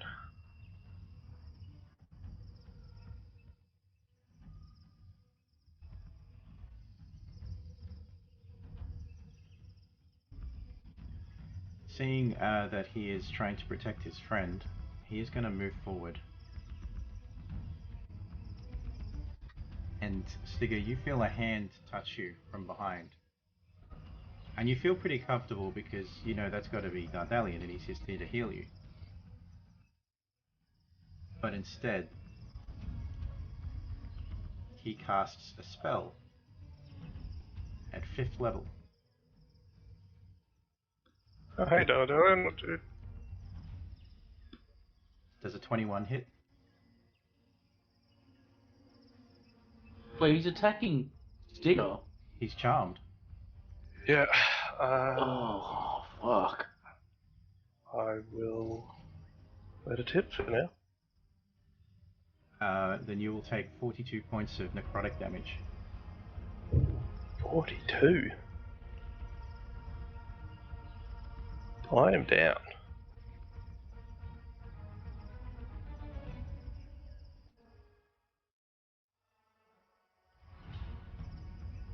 That is it for his turn.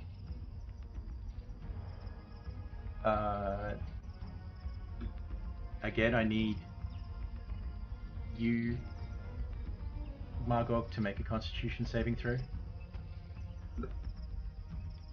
As it is also going to move 10 feet to here. Whoops. Out of your way. To there. You're fine. And it is your turn.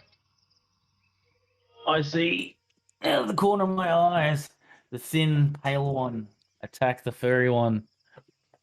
And I look at the small pale one, I go, frail. And look at this guy. And I'm going to attack this guy recklessly because he is not frail. You got it. That's a hit.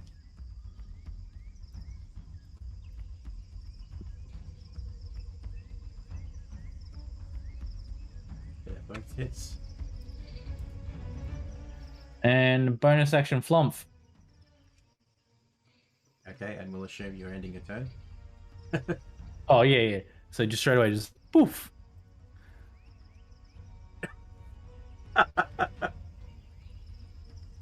Please tell me it's got less than 3 hit points. No.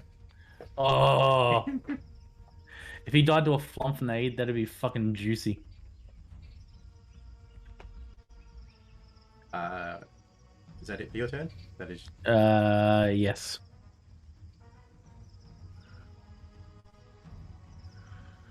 Okay, so Lisette, you're up. Your wall is now down 10 points. I will cast Ray of Frost onto the wall. Well, for it to heal it. Just get out and help us, cuz! Okay. It's done. Fucking Howard Elsa over there. Well, he's also high. Exactly, that's why I'm doing it. Oh wait, that's wrong one. high? God damn it, Tal. Ray of Frost. There we go. He should have been a bard, because then he would be singing Let It Go and stuff like that all the time. So it heals 15 points. Okay. Alright. That the end of your turn? Yeah. Does this thing wear out? So are we just high for like ever? Stigger, you need a death saving throw. Oh, I just realised that as I take that massive hit, the tattoo on my arm flares up, Yeah, Death Ward, don't you? and some like ethereal wings sort of wrap around Stigger, and he is at 1 hit point. I mean, you would have had a resistance to that attack anyway. Really? That's what it gives. Necrotic resistance and life ward. Whoa. Okay. I mean, it's up to the DM to decide whether he wants to, Yup. because that was several turns ago. I mean, I'm not forgot going to about- keep track of everything you've got on your characters, so that's up to you to remember that. Yeah, I didn't know about the tattoo. It's not on my sheet, so Well, it's probably not on your D Beyond sheet. yeah, it's not in my like magic items or anything.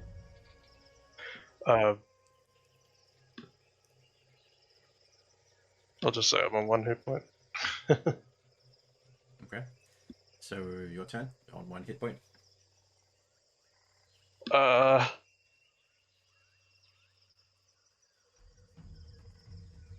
Tartaglia, what the heck?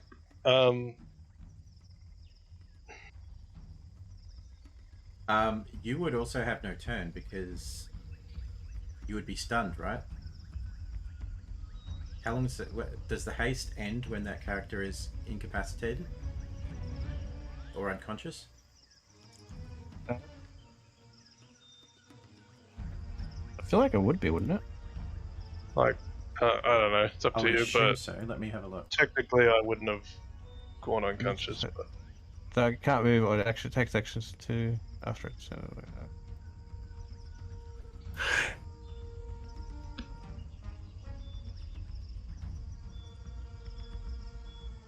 Let me have a quick search because I'm just interested on that. it's like, Do unconscious creatures still benefit from the AC bonus of the haste spell? Sage advice says yes. So he still has haste, dead or unconscious, That's crazy. because the other guy's still concentrating on it. It doesn't affect the creature itself. Like the spell's cast on it.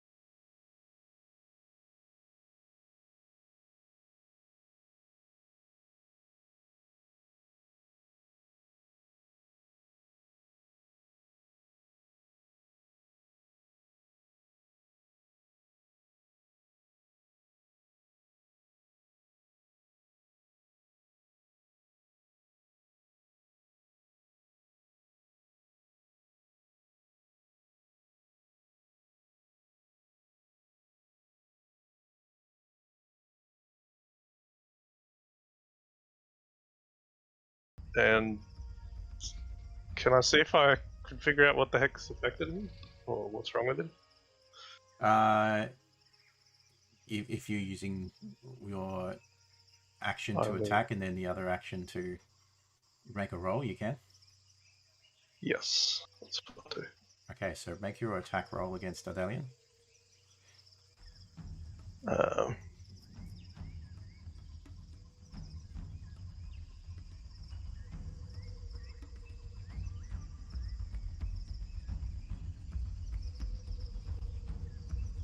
Oof. That's nearly a crit. Let's just slap him across the face. That's a solid hit. He is no longer charmed. Wait, what? What's wrong with you? I'm just gonna look at him with my other action just to see what the heck was wrong with him. What the hell happened there? Well, whatever it was, it hurt a lot. A lot. Okay.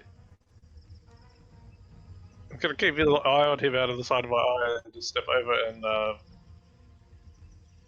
claw attack. Okay. This creature with my other. Ooh. That's another nice high roll. And I don't think you've rolled below like a 16.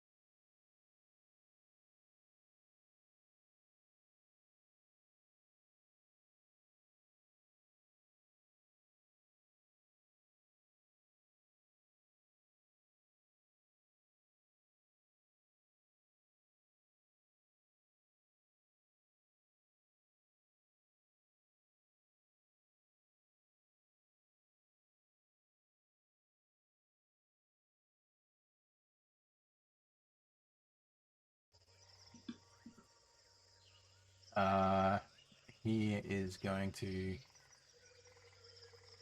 I can't even tell. He's been using more spells in this bit. I don't think he's marked everything up. Or maybe he has.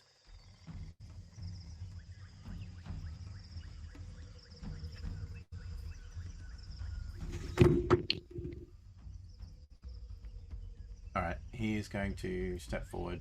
Oops.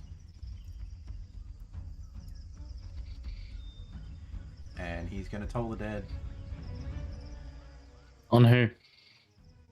on you. Sorry? On you. No, I'm joking. It fails. Oh. So he gets to roll the d12. How many d12s? All of them. Grab them all and just throw them on the table. 2 d12s.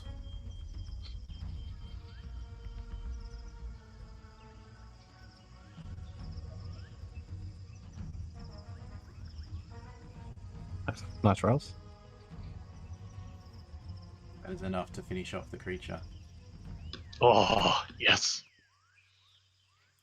And as you are left looking around at whatever is going on in here, you remember that 2 of your friends haven't really been that engaged lately. Oh, I'm gonna run back over. Technically, neither is Dardalian, but because he's also affected. Seems to be taking it a lot better than us two, that's for sure. I'm gonna look at Dardalian first and have a look and see what the heck's wrong with him. If I can. We're out of combat. Yes.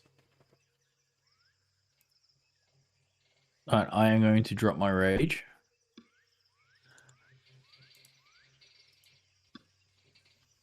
Turn around and go, what the fuck was that? And just look at the pale one, just go, what the fuck was that? I don't know what I did, sorry. He just looked so friendly, I was like, I don't know why we're hitting him.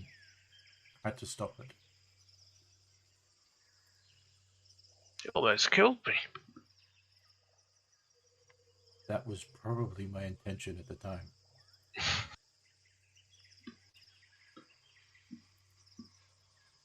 What do I look like at the moment? Like, what does that do to me? What do you mean there? What he did to me? You just inflicted wounds, and just like your skin's like rotting a bit. Yeah, exactly. It's Ugh, blackened okay. and Yep. decaying. I go, look, regardless, we need to move, and I'm going to run over here to get eyes on the rest. Is the snow fort still up? Yeah. If it's melting a little bit, I'd probably just cast Ray of Frost again on it. It has been melting, yes. I'm just going to piss bolt over. Can I have a It's look like- over Dardalian? And You going, Marco? I'm just going to knock on the fort while I'm looking over at Sal. Oh, Sal's in the fort. He jumped in. Like, you Yeah. just see two heads pop up. It's like, we're looking at you running over. Are you too good? We need to move. Was he always blue? I I could've was... sworn- No, he's green. blue. Green. Wait, no, purple. Red. What? How's he doing it? Is he a chameleon? So I'm going to look at the snow fort in front of them, look at them, and look at the snow fort, and then look at them, and just Come go, join us. It's Oh. safer in here. There's less colors.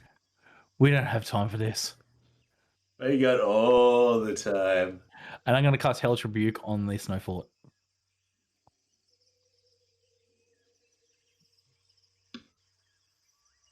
Hellish Rebuke on the snow fort. Because I have Hellish Rebuke from the chess piece. Okay. Isn't that a reaction spell? Are you Well, reacting to my? I'm gonna my headbutt. snow I'm gonna fort? head. I don't know. Look, I'll headbutt the snow fort so it does cold damage to me, and then I'll Hellish Rebuke it. I've got no other way of fucking attacking the snow fort because I'm not gonna hit it with an axe. No, look, if that's not gonna work, I won't do it. But I'll just start. I'll It'll start work, clawing but you- away with my hands and just start melting it away. It only has AC of 12 and like probably like 20 HP or something. I'm like not that. swinging an axe at a snow fort when you guys are inside. If you stay here long enough, it'll keep melting. If it can melt faster than he can. Right, frosted. I'll start scraping away at the snow fort and just pull this snow off and just go, look, we need to go. Hurry up, hurry up. You know the expression, like, when like a kid is just dropped the ice cream? Go ahead and make your attack roll to try and break it down. No, what is it going to be? 1 to 20 plus 7? So it's the same as my great axe. So unless you like roll that one, you hit So it's an 11 for the first one. it. What was it, And then JC? a 10. It's Well- cold. It's cold, so I'm missing. No, you're hitting it now, but what's your damage for that? Those two rolls? Oh, I'd just be punching. I'm not hitting it with the axe. Yeah, yeah. But And So it's it'd not be an like advantage. 4. Okay, so 4 That- damage that's- each. Yep. Now roll That's your. AC 12, Yeah, and he rolled an 11. True. He doesn't have advantage on it. It's not a tree. true. Are you recklessly doing this? No, my range is dropped. That's what I said. I missed Okay, both those so attacks. you missed both your attacks. I Go ahead and sigh. go ahead and roll your Ray of Frost damage. Ray of Frost damage. Alright. It's the Ambience rebuilding the house. God, I'm not doing this. Yeah, Or kill After me. the first couple of times, Lisette just thinks it's a game, and she's laughing uncontrollably at defeating you with trying to break down her fort by constantly healing it back up. He's giggling nonstop. It's indestructible. I sigh, legitimately give up and go, you can be here when the monsters come, and I'll just walk off. And all three of them are affected with the glassy eyes, purple bruising on their spines that is bulging. Oh, I'm not a medic. I have no idea how to fix this.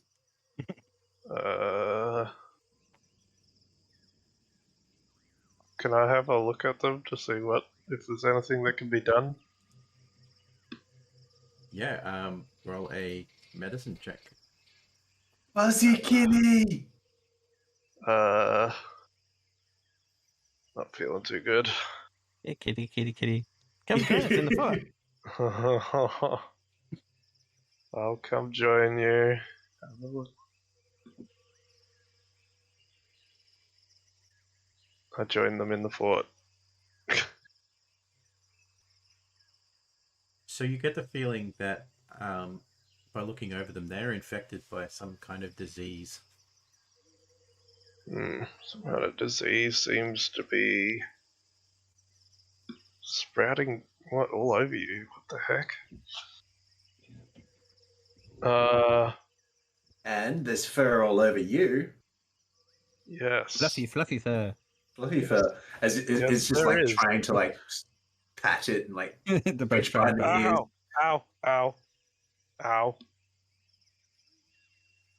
Some of the fur sort of comes out because it's like melting off. I'm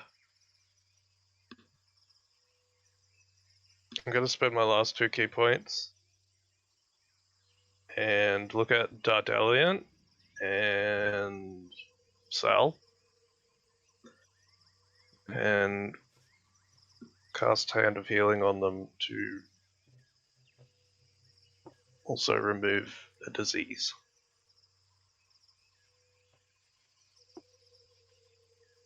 Pop that up. I'm just trying to find where it is.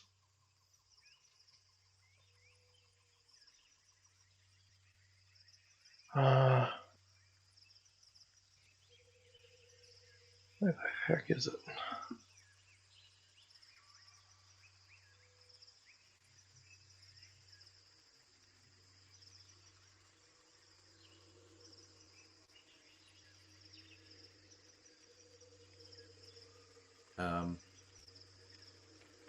While you're doing that, I'm going to switch this over to. Yeah, I'm gonna have to find it. Sorry.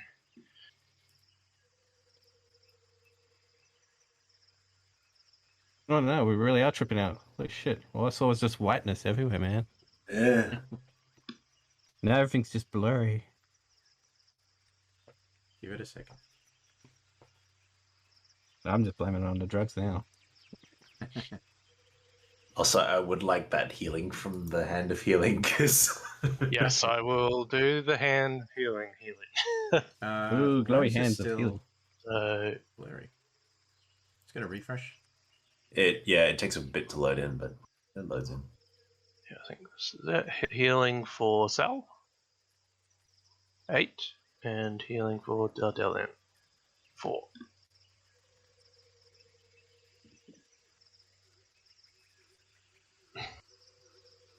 So it's called Physician's Touch. When you use Hand of Healing on a creature, you can also earn 1 disease, or one of the following conditions. Blinded, deafened, paralyzed, poison, or stunned.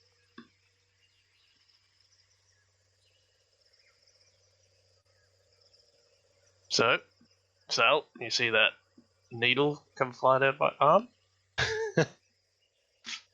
Normal Sal would be worried about that. And Eyes jams it into flat your out. shoulder.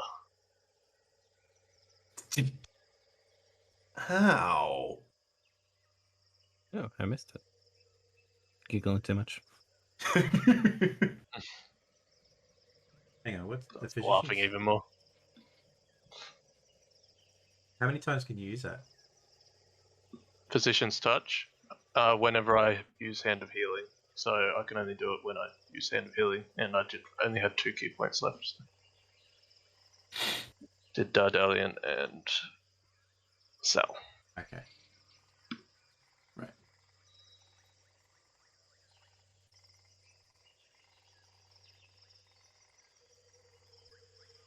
Okay. So yeah, I marked the healing on there.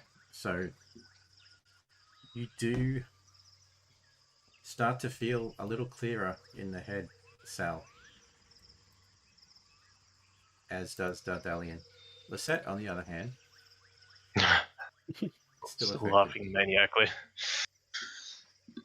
I need to heal up a bit before I can help you. Ow. Help me. I don't need any help. I'm keeping the fort up fine. Maybe I should have healed her instead of Sal. Thanks. Oh, why does my brain feel like it's been through the washer? Well, Can you both do anything for Lisette Dardalian?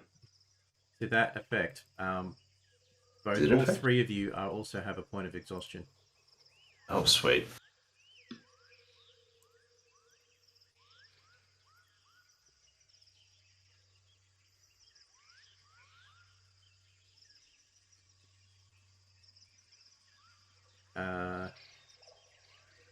Sorry, no, you don't. My bad. I read that wrong.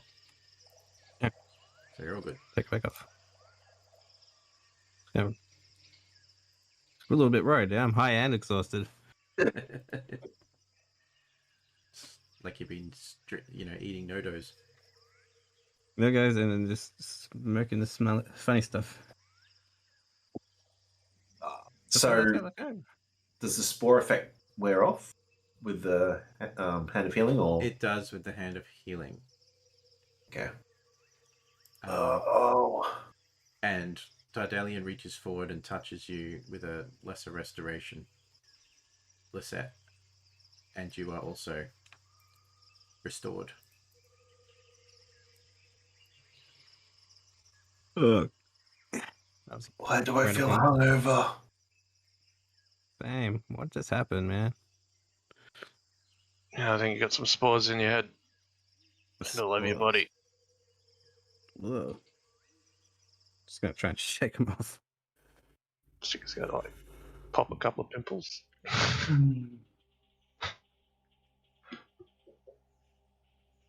Yeah. Well, I guess we shouldn't be laying around here moping about too much. We're meant to be escaping or whatever, aren't we? Right, Oh. right, escaping. Yes. Ooh, snowball. I grab a snowball and then where's the stairs? Right beside you. Have to go, guys. That's all right, because we're about to finish up. Because as you now find yourselves at the stairs, you make your way to the top, where you do follow Margot through to the exit, and that is where we'll leave it for this session. Oh,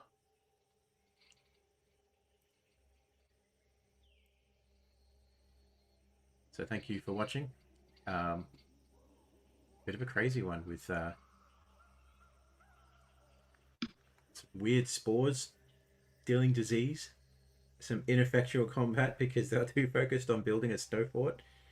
Hey, that was effective. We'll just, you're just living up to the true, do you want to build a snowman? We can't sing that. That's copyright, I think. No, I said snow fort, didn't I? But I've just posted into chat the full effects of that disease. And had you not found a way to restore yourself, each long rest, it would get worse until it can only be removed with a wish spell. Wait. First line. This disease affects humanoids. Yeah, you're humanoid. No, I'm a fae. That's a humanoid as well. Technically, he's right, but that's because the rule change came in with the new book. So anyway, we'll come back next week to see how they go about the rest of their escape. So thank you for everybody that's been here and watching, and